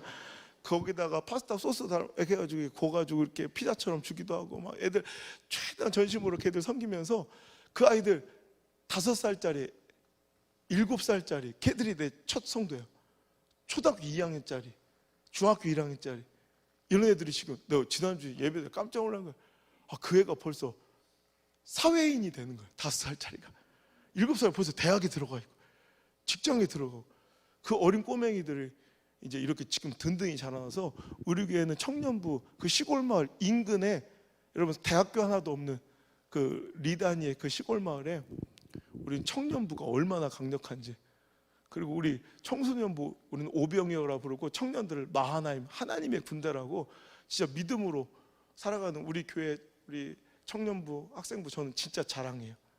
부모님은 새벽기도를 못해도 자식들이 나서 자기 엄마 아빠의 신앙과 믿음을 위해서 기도를 해줘. 진짜 이런 애들, 우리 교회는 100% 다 첫 열매 다 드려요. 누가 시키고 그런 것도 아니에요. 근데 그 아이들이 처음 예수 믿을 때 요즘 호의적인 분위기 속에서 막 그냥 부모님들이 억지로 스마트폰 사주고 수련회 따라가고 세례받는다 꽃다발 주고 이런 애들이 아니라 얼마나 핍박받고 교회 다닌다고 두드려 맞고 세례받는다 어떤 애는 꽃다발 대신 아버지가 식칼을 들고 내주세요. 죽여버린다고. 그리고 교회 나간다고 두드려 맞아 다리가 부러진 애도 있고 그러면서 신앙생활 하는 거예요. 그러면서 믿음으로 살아가는 거예요. 또 한 부류의 사람들은 중증의 알코올 중독자들, 가족들한테도 버림받은 사람들, 우리 동네 아주 오래된 그 외곽에 요양병원 하나 있었는데 거기에 치료의 목적으로 온 게 아니라 기거할 곳이 없는 사람들이 모이는 그런 기거지가 된 거예요. 왜냐면 여인숙갓보다 더 싸고 좋은 거예요. 가면 국가의 보조가 있으니까 그 요양병원도 좋고 자기들도 깨끗하게 모든 환경소에 빨래까지 다 해주니까 알코올 중독자들이 모여가지고 그 환자복을 입은 채로 나와서 막 몇 명씩 10명씩 모여가지고 술을 먹고, 그러니까 알코올 중독자들이 친구의 친구가 꼬리 물면서 동네가 시끄러워지고 그런 사람들로 굉장히 골치가 아플 그때 했어요.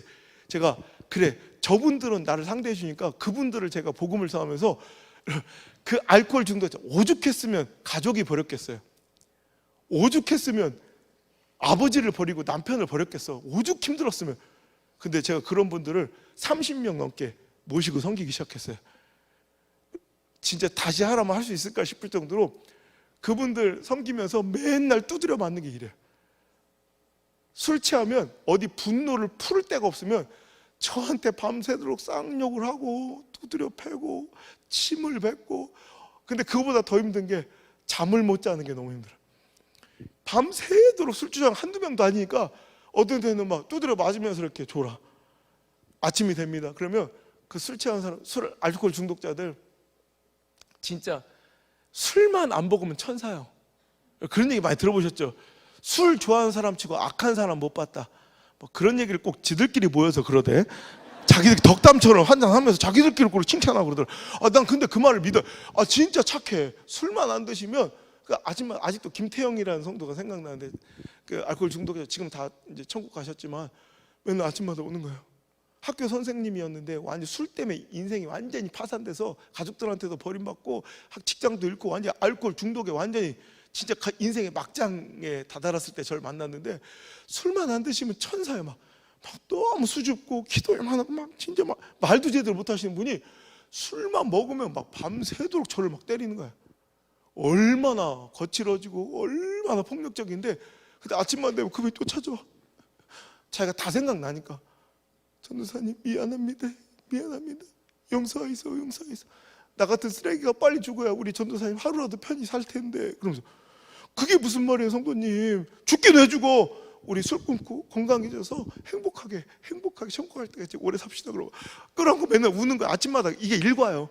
그럼 미안합니다 전도사님 미안합니다. 이렇게 간디 갔던 분이 4시간만 지나면 눈알이가 또 확 빠지게 와서 또 때려. 돌아버리는 거예요. 이런 분들 좀까지 저한테 싸대기를 때리고 침을 뱉고 막 주먹을 날리던 그분들을 또 좀 있으면 업고 뛰는 게 또 제일이에요. 가서 무릎 꿇어주는 게 제일이에요. 왜냐하면 그분들은 보호자가 아무도 없어. 그러니까 파출소에도 제 이름이 올라가 보호자로, 병원에도 제 이름, 119 소방서에도 다 제 이름이 올라가 있어요. 계속 쉬지 않고 사고가 터져요. 그럼 야 진짜 그분들 없고, 마지막 그분들 지금 다 돌아가셨는데 마지막쯤 되면 강경화 강경변으로 이 복수가 이렇게 차고요. 이게 황달이 넘어서 흑달이 되기도, 그리고 마지막쯤 되면 이제 정맥이 터지기 시작해요. 정맥이 터져 나갈 때 이 목정맥이 잘 터져요. 그럼 피를 콜록 쏟아요 막. 그러면 이건 분초를 다투거든. 그럼 소방서 119 연락해놓고 막 거기까지 막 행길까지 뛰는 거야. 그럼 이거는 마취도 안 돼. 목 정맥 터져버리면 핀셋 완전히 다 묶어놓고 이 핀셋 넣어가지고 이걸 끄집어내서 꼬매야 돼. 거의 지옥을 맛보는 거야. 그리고 몇 달 동안을 입원에 있다가 나오면 여러분 끔찍해. 술도 못 쳐다볼 것 같아. 다시는 한 3-4시간을 못 참고 또 먹어. 그럼 내가 막 분통 터지는 거야. 막 그럼 내가 가서 막 술병 다 깨트려버리고, 진짜 그때 그 마음에는 만약에 내 앞에 그 술 만드는 그 술 공장 사장이 있으면 진짜 막 한 대 때리고 싶더라고. 맨날 그게 일이야. 제가요 목회하면서 그때만큼 내 인생 평생에 무릎을 꿇어본, 저 그래서 별명이 동네에서 무릎 꿇는 목사였어요. 기도를 많이 해서 그런 것도 있지만 맨날 무릎 꿇는 게 진짜 일이었어요. 전도하니라고 너 그분들 섬기느라고. 그러니까 내가 하나님께 물어봤어. 하나님, 내가 돈을 헌신하고 이런 건 전혀 저한테는 이렇게 별로 이렇게 유혹이 되지 않는데 가장 목회하면서 이런 힘든 게 뭔가 생각하니까 하나님 꺾기를 원하시는 걸 생각해 보니까 자존심이더라고. 전 자존심이 너무 강해. 그걸 건들면 용납을 안 했어요. 그러니까 지가 태어나서 한 번도 저는 저 자신이나 우리 가족을 위해서 누구한테 이렇게 부탁하거나 고개 한번 숙여본 적이 없어요. 저를 위해서. 근데 하나님께서 그걸 원하시는 것 같아. 목회하면서 수도 없이 무릎을 꿇게 하시는데 병원에 가잖아요. 병원에 가면 그 노숙자 같은 분들 막 냄새 나는 데다가 피를 막 이렇게 뒤집어서 이렇게 오면 병원에서 안 받으려고 그래. 그럼 무릎 꿇고 피는 거야. 제발 수술만, 제발 고쳐만 달라고. 내가 절대 병원에 손에 안 끼치고 내가 다 내 장기를 팔아서라도 내가 반드시 병원비 다 갚을 테니까 살려만 달라고 맨날 병원 원무과에서 무릎 꿇고 비는 게 일이고, 파출소에서 행패 부리고 가서 잡혀가 있으면 피해자들한테 또 무릎 꿇고 비는 게 일이고. 야, 무릎도 처음에 내 이 자존심 이 강한 제가 사람들 무릎을 꿇을 때 막 너무 힘든 거야. 근데 그것도 한 번 꿇기가 힘들지. 꿇다 보니까 아무것도 아니야. 처음에가 힘들어. 여러분, 순종도 처음이 힘들지, 전도도 처음이 힘들지, 한 번 해버리면 아무것도 아니야.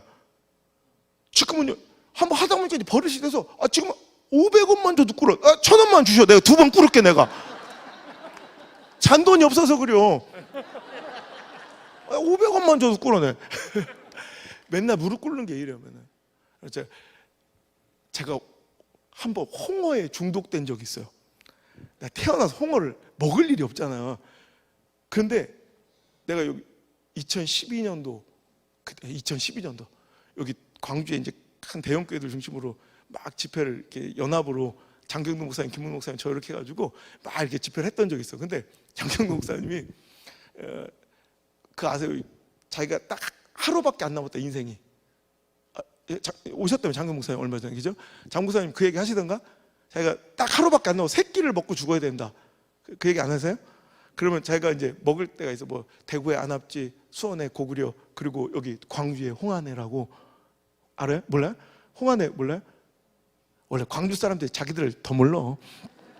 한테 있어. 그 집에 가가지고 조기 매운탕하고 뭐 이렇게 그 홍어 파는 데 있는데 거기 가서 같이 밥을 먹는데 장 목사님이 목사님 홍어 드실 줄 아는가? 그래서 저 안 먹어봤습니다. 그때 아직도 홍어 맛도 모르면 되는가? 홍어를 한번 먹어보라는 거예요. 또 정말 기가 막히다는 거예요. 그래서 또 목사님 거짓말할 일이 없잖아요. 그래서 홍어를 쫙 초장에 발라서 쫙 우리 믿음을 가지고 딱 입어놓고 딱 씹는데 이건 완전 쓰레기야, 쓰레기. 이걸 왜 마실 때 진짜 눈물이 갑자기 팍 터지는데 막 진짜 막 뱉을 수 없어. 살살 막 진짜 막 콜라로 막 삼켰어. 그래서 어떤가 해서 제 입맛엔 아닙니다. 그래서 에헤이, 한 번 먹어보고 어떻게 아는가? 한 번만 더 먹으래. 진짜 두 번째 먹을 때도 맛있다는 거예요. 목사님이 거짓말 시킬 일 없으니까. 근데 조금 내 마음에 의심이 들어왔어.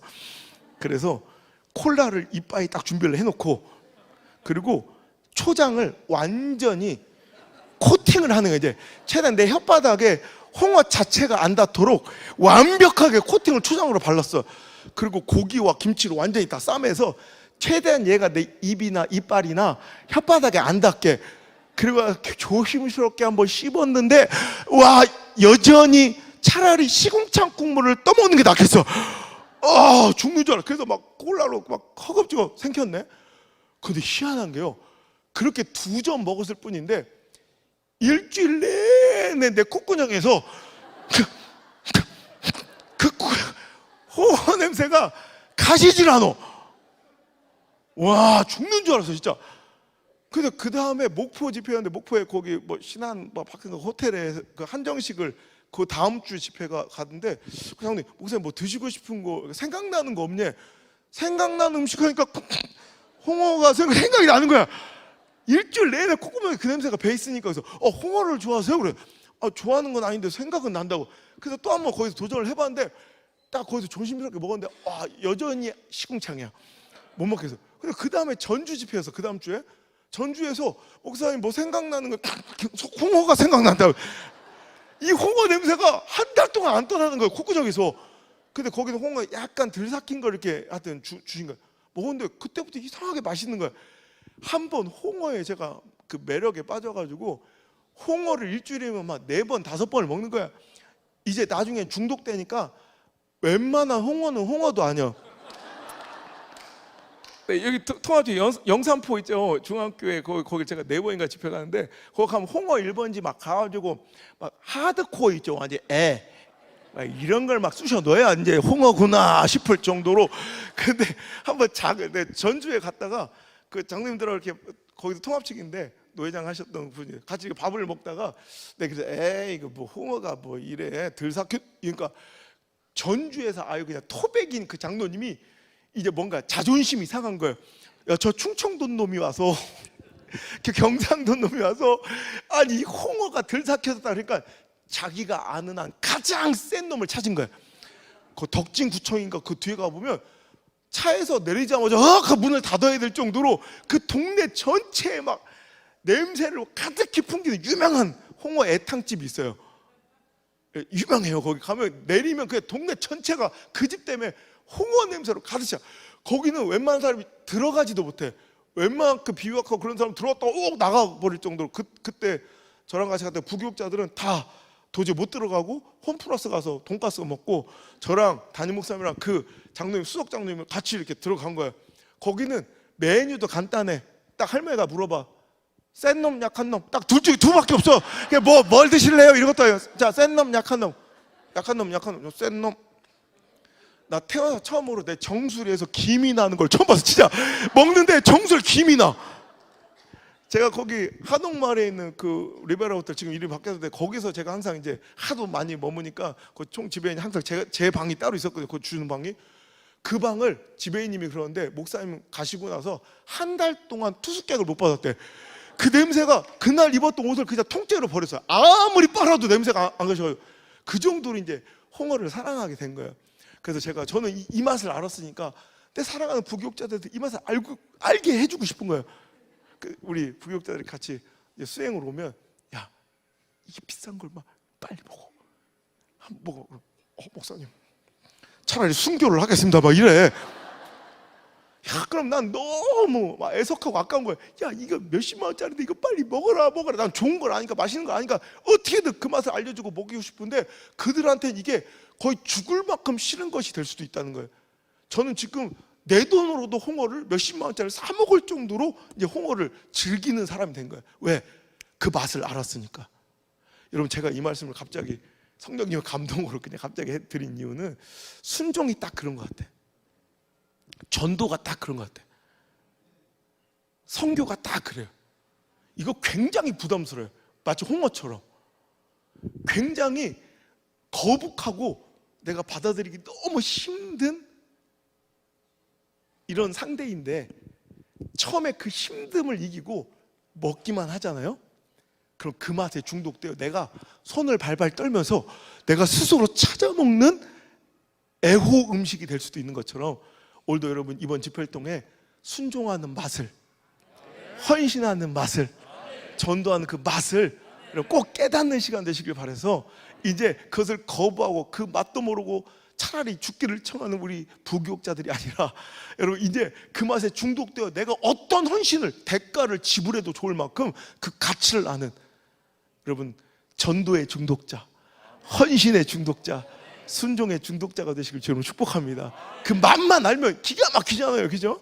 여러분 홍어 같은 이 전도, 홍어 같은 순종. 저는 그때 그분들 이제 막 섬기면서 그 알코올 중독자들 지금도 감사한 것은요. 그러면 결과적으로는 다 돌아가셨어요. 그런데 내가 지금도 하나님께 감사하고 자랑스러운 건 단 한 분도 가족들도 다 버려서 끝까지 수술할 때도 안 오세요.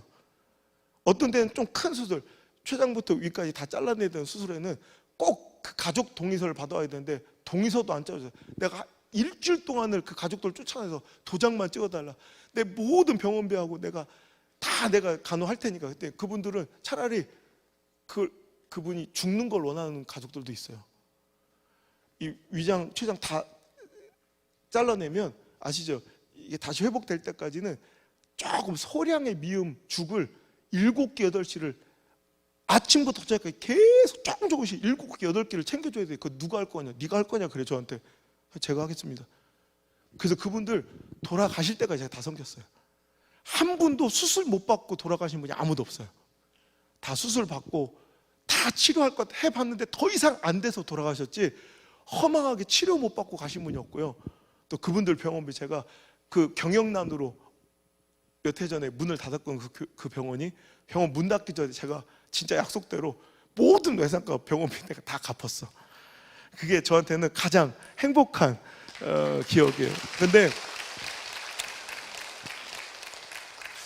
어떤 때 요즘 그런 생각해요. 제가 이 집회에 자신이 없는 게, 집회를 자꾸 두려워하는 게, 저는 항상 늘 저한테 질문하거든요. 나는 진짜인가? 저는 그 말씀이 너무 무서운 거예요. 제가 주의 이름으로 귀신을 쫓아내고 능력을 펼치며 온갖 데를 돌아다니며 하나님 일을 했다고 생각했지만, 주님께서 내가 너를 도무지 알지 못하겠다 하는 그런 자들도 있잖아요. 그게 혹시 나는 아닐까에 대한 두려움이 너무 큰 거예요. 왜냐하면 그분들 그렇게 무릎 꿇고 그분들 업고 다니며 그 피 토하는 거 다 받아내며 내 모든 헌신 다 쏟아서 그분들 치료할 때마다, 그리고 아무런 열매 성과도 없이 다 돌아가셔도 내가 생각하면 그때가 가장 목사다웠던 것 같아.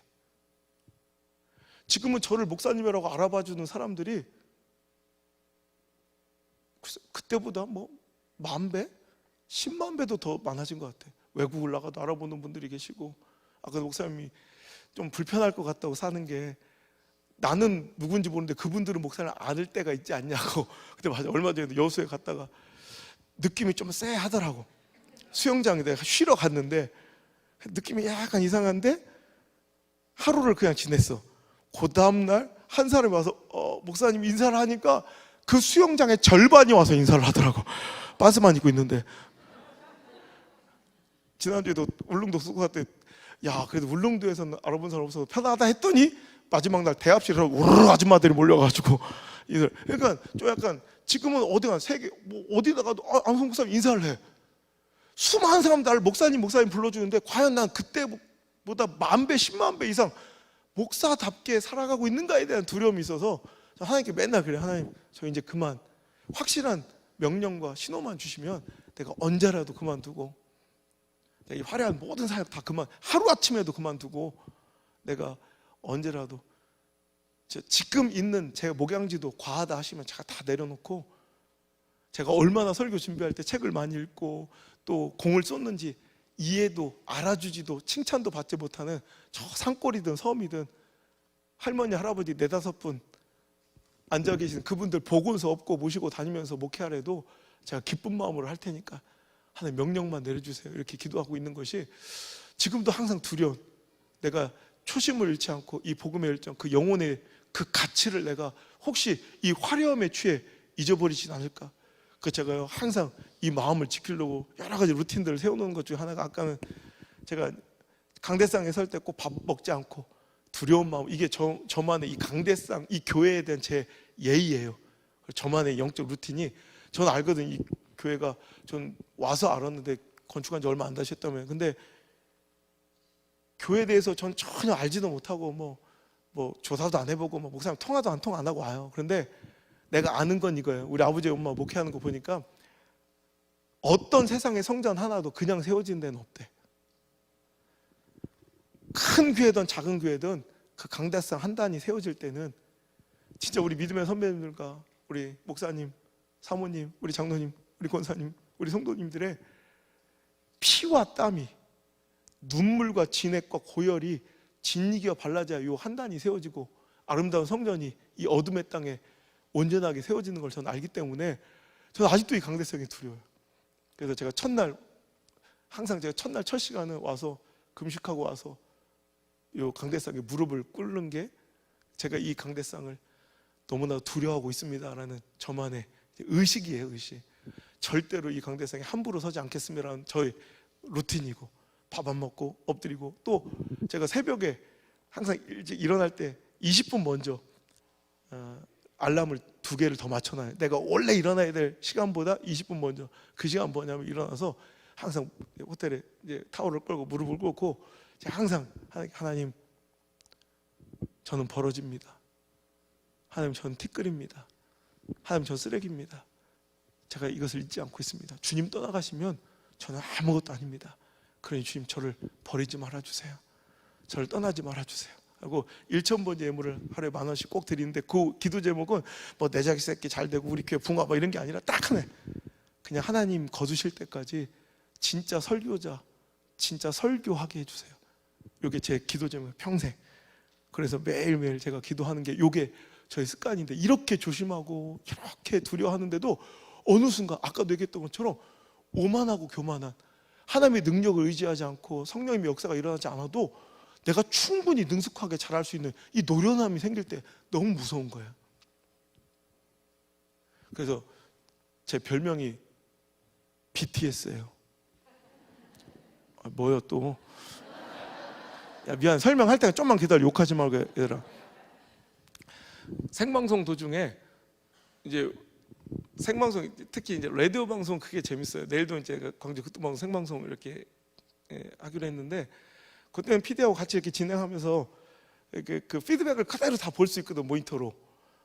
다른 거하고 다르게 라디오 방송 이게 재미예요. 그럼 그때마다 막 반응을 보면서 이렇게 막 이제 방송을 이끌어 가는데, 어느 날 갑자기 방송 중에 제가 이제 이 집회 사역을 언제까지 해야 될지 모르겠다, 제가 이제 집회를 그만두려고 했던 때가 있어요, 몇 년 전에. 그 얘기를 하는데 막 목사님 한 분이, 그러지 말아주세요. 목사님 이 말씀이나 이 사역에 살아나고 희망을 얻는 사람들이 있답니다. 막 이렇게 막 댓글이 올라온 거예요. 그 중에 마지막에 이렇게 한 분이 이렇게 가로를 치시고, 목사님은 우리들의 BTS예요. 이렇게 쓴 거야. 그리고 저도 아미가 무서웠는지 이렇게 별표를 치고, 이 부분은 목사님 속으로 혼자만 읽어주세요. 이렇게 돼 있어. 저도 무서웠던 게지. 근데 내가 그걸 보면서 PD랑 막 웃었어, 이거 보라고. 근데 그 순간 제가 딱 깨닫고, 어머, 맞네. 그래, 나는 목사계의 BTS가 맞네. 그렇게 생각을 한 거예요. 왜냐하면 내가 매일 새벽마다 항상 100번씩 이걸 외치거든요. 하나님, 저는 벌어집니다. B. 하나님, 저는 티끌입니다. T. 하나님, 저는 쓰레기입니다. S. 엄마, 딱 맞는 거예요. 그래서 내가 목사에게 BTS예요. 여러분, 이렇게 두려운 마음으로 서도 항상 교만해 줄 수 있는, 여러분 기도 많이 해주시길 바라요. 진짜 그러면서 그분들 위해서 헌신하고 살아가는데, 지금도 힘든 일이에요. 그게 솔직히 지금 이렇게 풍요하고 하나님께서 많은 것을 주셨는데도 한두 분도 아니고 그분들 다 섬기는 건, 그저 가족들도 버린 그분들 병원 섬기는 거 쉬운 일이 아닌데, 그때는 얼마나 제가 힘들게 살았냐면, 제가 개척하면서 하나님께 서원을 해버린 게 2004년 1월 1일부로, 그때부터 저는 하나님 부른 하나님의 종입니다. 그럼 주인이 종은 책임지셔야 합니다. 이제부터 저는 다른 어떤 물질로도 전 살지 않겠습니다. 하나님이 불렀으니까 하나님이 주신 것만 먹겠습니다. 하나님이 저에게 양을 맡기시면 그 양의 젖으로만 내 배를 채웁니다. 딱, 왜냐하면 제가 힘들고 어려울 때마다 하나님을 의지하고 바라봐야 될 때 사람 바라볼 것이 두려운 거예요. 개척하고 진짜 아무것도 없는 그 상황에서 힘들고 어려울 때 기도줄, 생명줄처럼 붙들고 매달려야 될 때 꼭 먼저 전화통 붙들 게 무서운 거예요.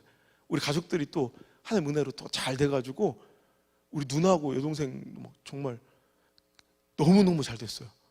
하여튼 우리 3남매가 자기 각자 영역에서는 최고가 돼 있어요. 다 진짜 이거는, 저는 제가 잘 되는 건 이해가 돼요. 우리 누나는 진짜 기적이에요. 여러분 몰라서 그래. 우리 여동생은 진짜 기적 중에 기적이에요.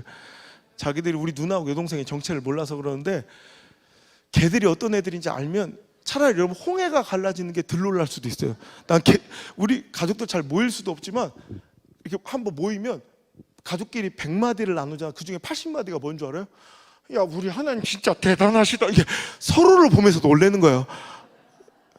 그 정도로 우리 하나님 역사하셔서 참 잘 됐어요.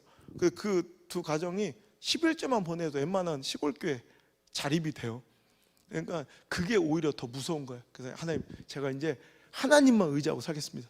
그래서 하나님 보내신 성도의 공개, 성도들의 섬김 아니면 전 내배를 채우지 않고 10원 한 장도 내배를 채울 수 없습니다. 하나님께 배수의 진을 쳐버리고 하나님만 바라보는데, 이게 말은 쉬운데 너무너무 고통스러운 삶이에요.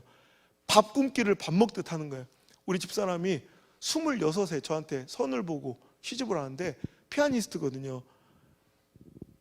딱 선 보고 한 달 반 만에 결혼을 한 거예요.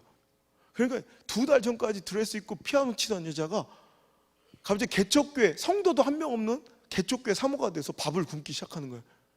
이게 젊은 내지간에, 부부지간에 밥을 굶는 건 괜찮았는데, 우리 첫째 아들 안드레가 뱃속에 생겨서 만삭이 됐을 때 아직도 그때가 잊혀지지가 않아요. 만삭이 된 배를 끌어안고 우리 집사람이 펑펑 우는 거예요. 전도사님, 저 임신하고 만삭이 되고 이렇게 산딸이 갖고 오니까 저 복숭아가 너무 먹고 싶어요. 저 사과가 너무 먹고 싶어요. 이게 아니라, 전도사님 배가 고파요.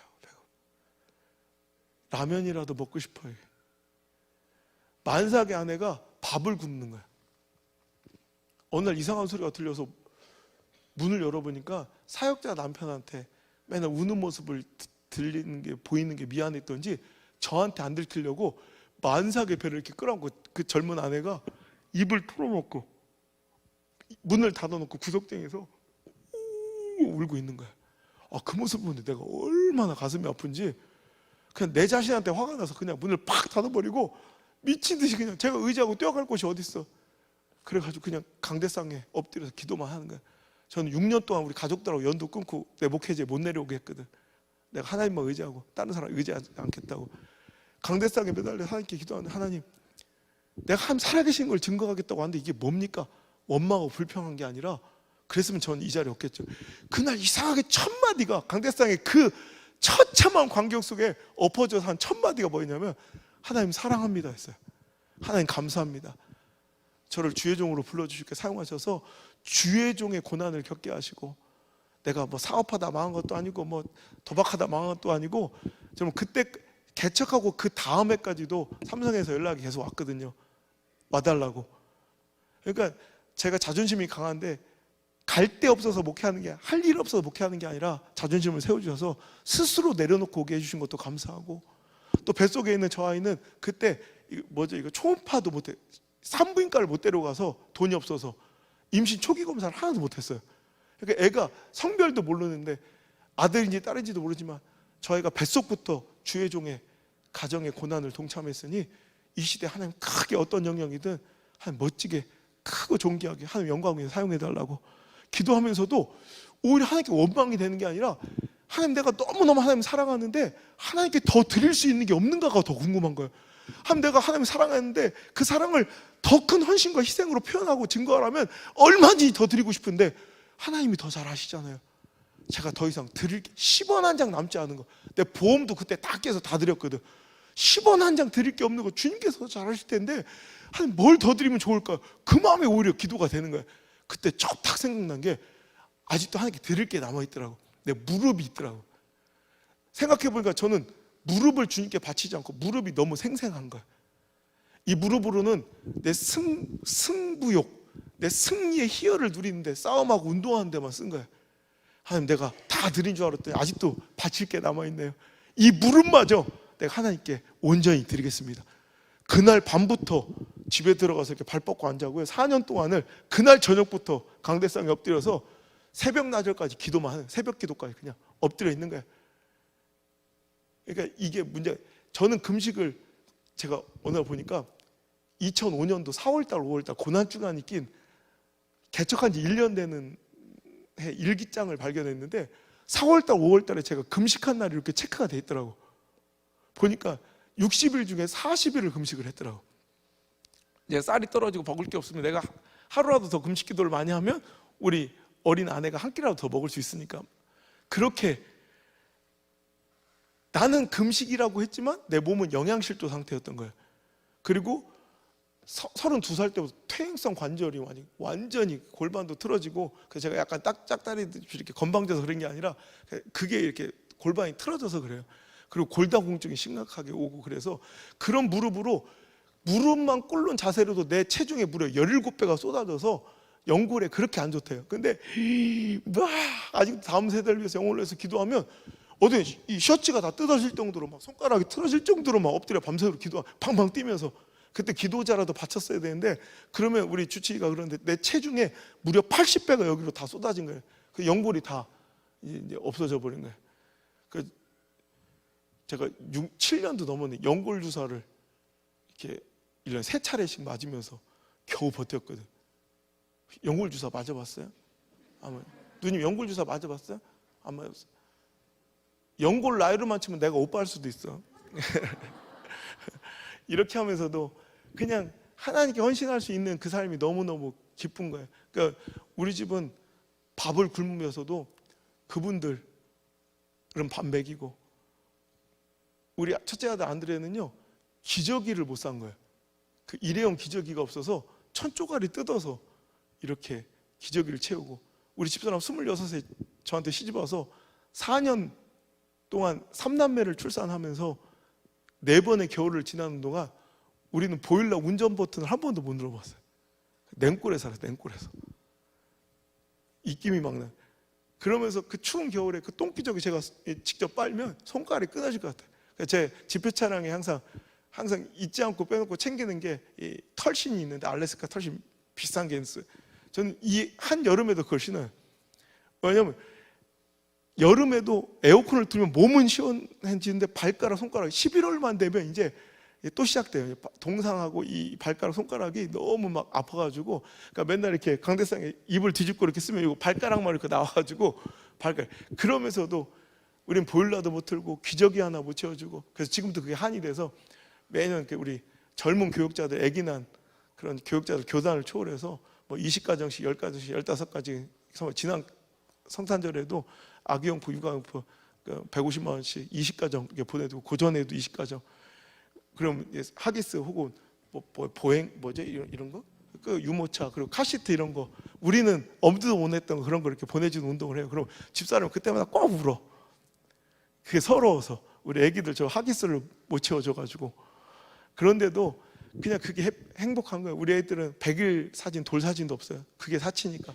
그러면서도 그 알코올 중독자 그분들은 조금만 추우면 저체온증으로 죽어요.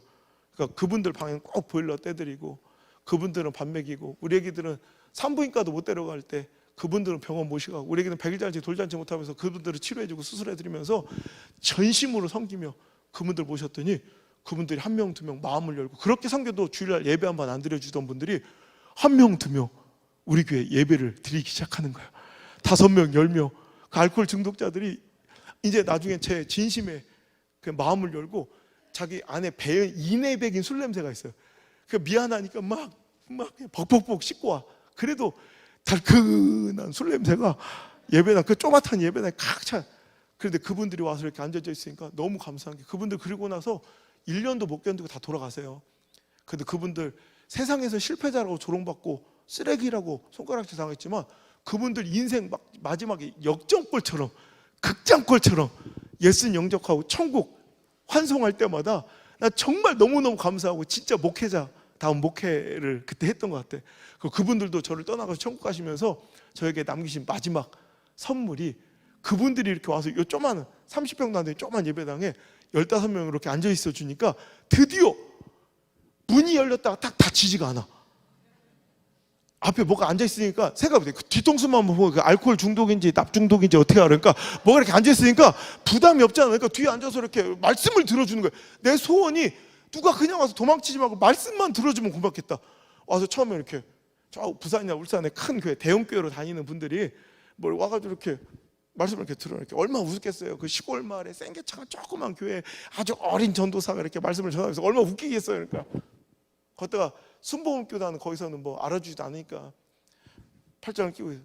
근데 우리가 새벽기도나 수요 예배를 6개월, 8개월, 1년 안에 다니시면 점점 한 8개월 정도 우리 새벽기도 수요 예배를 나오신 분들은 100% 다 왔어요, 교회로.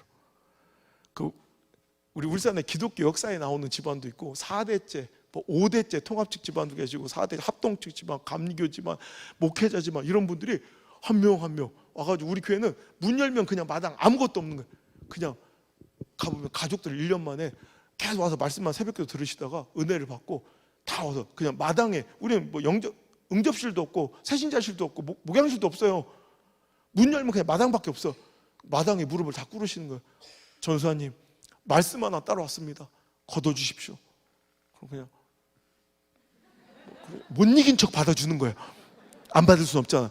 그래가지고 한 명, 두 명, 한 가지 이렇게 모여든 게, 그 지역에, 그 시골 마을에 개척의 성공의 유래가 한 번도 없었던 그 지역에, 여러분, 우리가 딱 4년, 개척한 지 4년 반 만에 처음으로 그 좁아터진 예배당에 목욕탕 퍼른 의자까지 쭈그려 앉아서 100명 성도가 예배를 드리는 기적 같은 일이 벌어지고, 6년 만에 120명 성도가 모여서 더 이상은 앉을 자리, 2층 중축을 하고 나서도 더 이상은 앉을 수가 없어서 이제 그 남창 안에서도 더 외곽에, 남창에서도 뭔가 번화가는 있을 거 아니에요. 다운타운. 남창 무시하는 거야 뭐야?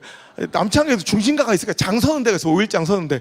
거기서 완전히 외곽에 바닷가 마을 쪽, 거기는 아주 길도 없고 사람도 들어와 살지 않는 풀밭. 우리가 산 땅 2필지 외에는 온통 풀밭. 들개만 돌아다니고, 우리가 불 안 끼면 깜깜, 불 하나도 없는 그런 지역으로, 사람들은 미쳤다고 거기 뭐 있다고 거기로 들어가냐 그랬지만, 우리는 복의 근원이 될 것입니다. 선포 하나님, 우리가 이 땅에, 사람들은 황무지 버려진 땅이라고 하지만 하나님, 우리는 복의 근원인 줄 믿습니다. 이 교회를 통해서 복이 흘러가게 하시고 이 지역의 중심이 되게 해달라고 기도하면서 이제 3번째 건축을 마치고, 지금 이제 그 곳에서 지금 하나님 역사하셔서 5번째 건축까지 마치고, 그 지역이 완전히 도시가 돼서, 그래도 여러분 뭐 생각하는, 와, 소름 돋는 도시는 아니에요. 아파트도 생기고 산도 밀어내고 길도 뚫리고. 그러니까 우리 또 시장님이나 국회의원, 우리 교회는 시골의 조그만 교회지만 대외적으로 영향력이 있으니까, 오히려 울산의 시장님이, 울산의 국회의원이 우리 교회를 몰랐다가 국회의사당에서 제 얘기를 듣고 찾아오시는 거예요. 제가 집회 가면 국회의원들 계시잖아요, 장로님들. 그럼 저랑 이렇게 그분들이 제 얘기를 하면 그분들이 찾아. 그래서 주변에 잘 이렇게 정리해 주시고 막 이것저것 도와주셔서 정말 이 지역이 너무 아름답게. 그래서 지금 우리가 앉아 있는 그 땅 한 평이 1,000만 원이 넘는 그런 땅이 돼버리고, 지금 조그만 교회지만 하여튼 그 지역의 모든 역사를 새롭게 쓰고, 또 아까도 이제 우리 학생도 있지만, 우리 이번에는 하나님 명령, 이 어려운 시기에 대안학교를 하는 명령, 다음 세대를 세우라는 명령 앞에 말도 안 되잖아요. 지금 우리가 뭐가 있다고 대안학교, 그 시골 마을에, 그리고 도시에 대야 사람들이 몰려드는 거지, 그 시골에 뭐 어떻게 수용할, 그 대안학교 다닐 사람이 누가 있다고. 근데 하는 명령에 이번에 대안학교도 세우고, 근데 전국에서 기다렸던 시 86명이 찾아오는, 제가 다 받을 수가 없어서 지금 30명만, 우리 이 학생도 우리 광주에서 우리 학교로 온 학생인데, 우리 1호 학생, 학교 째고 간 줄 알았더니 뭐 일이 있어서 왔다네. 그래서 전 지금도 그래요. 하나님 시키신 일을 하면, 여러분, 순종할 마음이 있고 헌신할 마음이 있으면 하나님 반드시 길을 열어주신다는 거예요. 다 예비되고 준비한 모든 여호와 일의 하나님은 언제 만나느냐? 순종할 때, 헌신할 때. 여러분, 오늘도 하나님의 그 역사가 왜 나한테는 일어나지 않냐? 어떤 분은 그래요. 왜 18억 살아계신 하나님 당신한테만 역사하시냐고 막 저 따지는 분도 있어요. 여러분, 하나님의 역사 언제 일어난다? 여러분, 영적 모험을 감행할 때. 상황 처지 형편 도저히 안 되지만, 여러분, 존 파이퍼의 모험이 답이다라는 책이 있어요. Risk is Right이라는 원어 제목인데, 여러분, 결국 상황 처지 형편을 능가하고 내 인간적 계산을 능가하고 초월하는 하나님의 일을 감행할 때, 여러분, 꽃길을 걸어가는 소망교회가 아니라, 여러분, 하나님 주신 사명의 꿈길을 걸어가는 소망교회 되시길 주 여러분 축복합니다. 지금처럼 이 시대에 미친 짓처럼 보이는 하나님의 그 말씀과 명령에 순응하고 순종해가는 꽃길이 아닌 꿈길을 걸어갈 때, 그 꿈길을 하나님께서 지지해 주시고 그 꿈길을 하나님께서 꽃길 만들어 주실 줄 믿습니다. 여러분, 나를 통해 하나님께서 우리를 통해 일하시길 원하시고, 우리를 통해 영혼을 구하시길 원하시고, 우리를 통해 교회를 세우시길 원하시고, 우리를 통해 하나님의 지경을 확장시키길 원하시지만, 실은 그 일을 하시는 원동의 힘은 하나님이십니다. 우리에게 그 영광을 허락하시고 싶어 하시는 거지, 내가 아니면 안 되는 게 아니라 나를 통해 그 영광을 주시려고 성령의 감동으로 헌신할 마음 주시고, 건축할 마음 주시고, 선교할 마음 주시고, 전도하고 싶은 마음 생기고, 영원히 보이는 건, 여러분, 당신 아니면 안 되는 게 아니라 오늘도 당신에게 하나님 그 기쁨과 영광을 허락하시려고 나에게 주신 감동이라 믿으시고, 이제 이번 집회를 통해서는 내 상황이 이끌어간 삶이 아니라 오늘도 이제 하나님 주신 그 말씀이 오늘도 하나님 주의 사명이 이끌어가는 멋진 인생을 살아가시길 저는 축복합니다. 그럴 때 하나님께서는 나를 통해, 우리 교회를 통해 하나님께서 친히 일하여 주실 줄 믿습니다. 찬양하겠습니다. 주가 일하십니다. 오늘도 기도하는 마음으로 선포하며 나갑시다.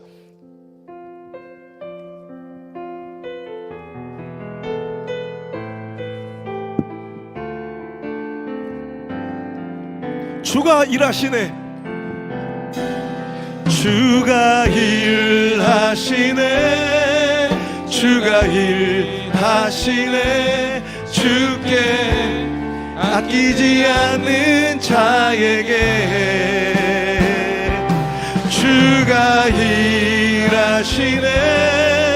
주가 일하시네. 신뢰하며 걷는 자에게 주가 일하시네. 주가 일하시네. 주가 일하시네. 주께 아끼지 않는 자에게 아멘. 주가 일하시네. 주가 일하시네. 신뢰하며 걷는 자에게 다시 한번 주가 일하실 것입니다. 주가 일하시네. 주가 일하시네. 주께 아끼지 않는 자에게 아멘. 주가 일하시네. 주가 일하시네. 신뢰하며 걷는 자에게 오늘 이 말씀 붙들고 기도합시다. 하나님, 내 상황과 처지와 형편은 오늘도 마땅하지 않을지라도, 가능성은 희박할지라도, 내 감정은 그것을 허락하지 않을지라도 하나님 명령하신 그 길을 걸어가는 용기를 허락하여 주시고 믿음을 허락하여 주시옵소서. 오늘도 길이 없는 시대가 아니라 부흥의 길이 막히고 순종의 길이 막히고 전도의 길이 막힌 시대가 아니라 실은 내 마음을 잃어버린 시대는 아니었는지 이제 아버지 이번 집회를 통해 순종하려는 마음을 주옵소서. 전도하려는 마음을 주옵소서. 헌신하고 주님의 뜻대로 살아가려는 용기를 허락하여 주셔서 그 마음이 있으니 길이 보이는 소망교회가 되게 하시고, 마음이 있으니 길을 찾는 우리 소망의 모든 가족이 될 수 있도록 인도하여 주시옵소서. 주의 이름을 크게 저르며 간절히 기도합니다. 주여, 주여, 주여. 아버지 하나님 일하여 주시옵소서. 아버지 하나님께서 일하여 주시옵소서. 주여, 오늘도 나를 통해 일하시는 하나님의 계획이 오늘도 아버지 지체되지 않고 아버지 실행되는 거룩한 하나님의 마무리가 될 수 있도록 주여, 이 영적 가을에 하나님께서 꿈꾸시고 열매 맺기 원하시는 그 영혼들이 구원되고 그 일들이 성취되는 아름다운 영적 가을이 될 수 있도록, 추수의 계절이 될 수 있도록 주여 인도하여 주시옵소서. 주여, 나를 통해 우리 교회를 통해 역사하시고 싶어 하시는 우리 하나님의 뜻을 받들어 이제 상황 처지 형편을 핑계대지 않게 하시고 주여 하나님 마음을 받아 길을 뚫고 길을 내어버리는 아름다운 주의 종들이 될 수 있도록 주여 역사하여 주시옵소서. 주여, 오늘도 이 시간 한 사람도 빠짐없이 하나님께 허락하신 순종의 마음과 헌신의 마음과 수고하는 영혼을 향한 구령의 열정이 오늘도 아버지 하나님 내 마음에 샘솟게 해주셔서 마음이 없으니 핑계만 보이다가 이제 마음이 있으니 길을 찾는 아름다운 타이과 같은 승리의 종들이 될 수 있도록 주여 축복하여 주시옵소서. 절대로 뒤를 돌아 도망치지 않게 하시고 아버지 형편을 상황을 핑계대어 도망치지 않게 하시고 오늘도 아버지 확률과 가능성을 근거로 하여 뒷걸음질 치지 않게 하시고 늘 keep going 전진하는 귀한 소망교회가 되게 하시고 우리 인생의 믿음의 행보와 행진이 일어날 수 있도록 전진이 일어날 수 있도록 주여 인도하여 주옵소서. 내가 주를 위하여 헌신할 때, 내가 주를 위하여 순종하려 할 때 주님께서 일하실 줄 믿습니다. 하시네, 주가 일하시네. 주께 아끼지 않는 자에게 주가 일 일하시네 주가 일하시네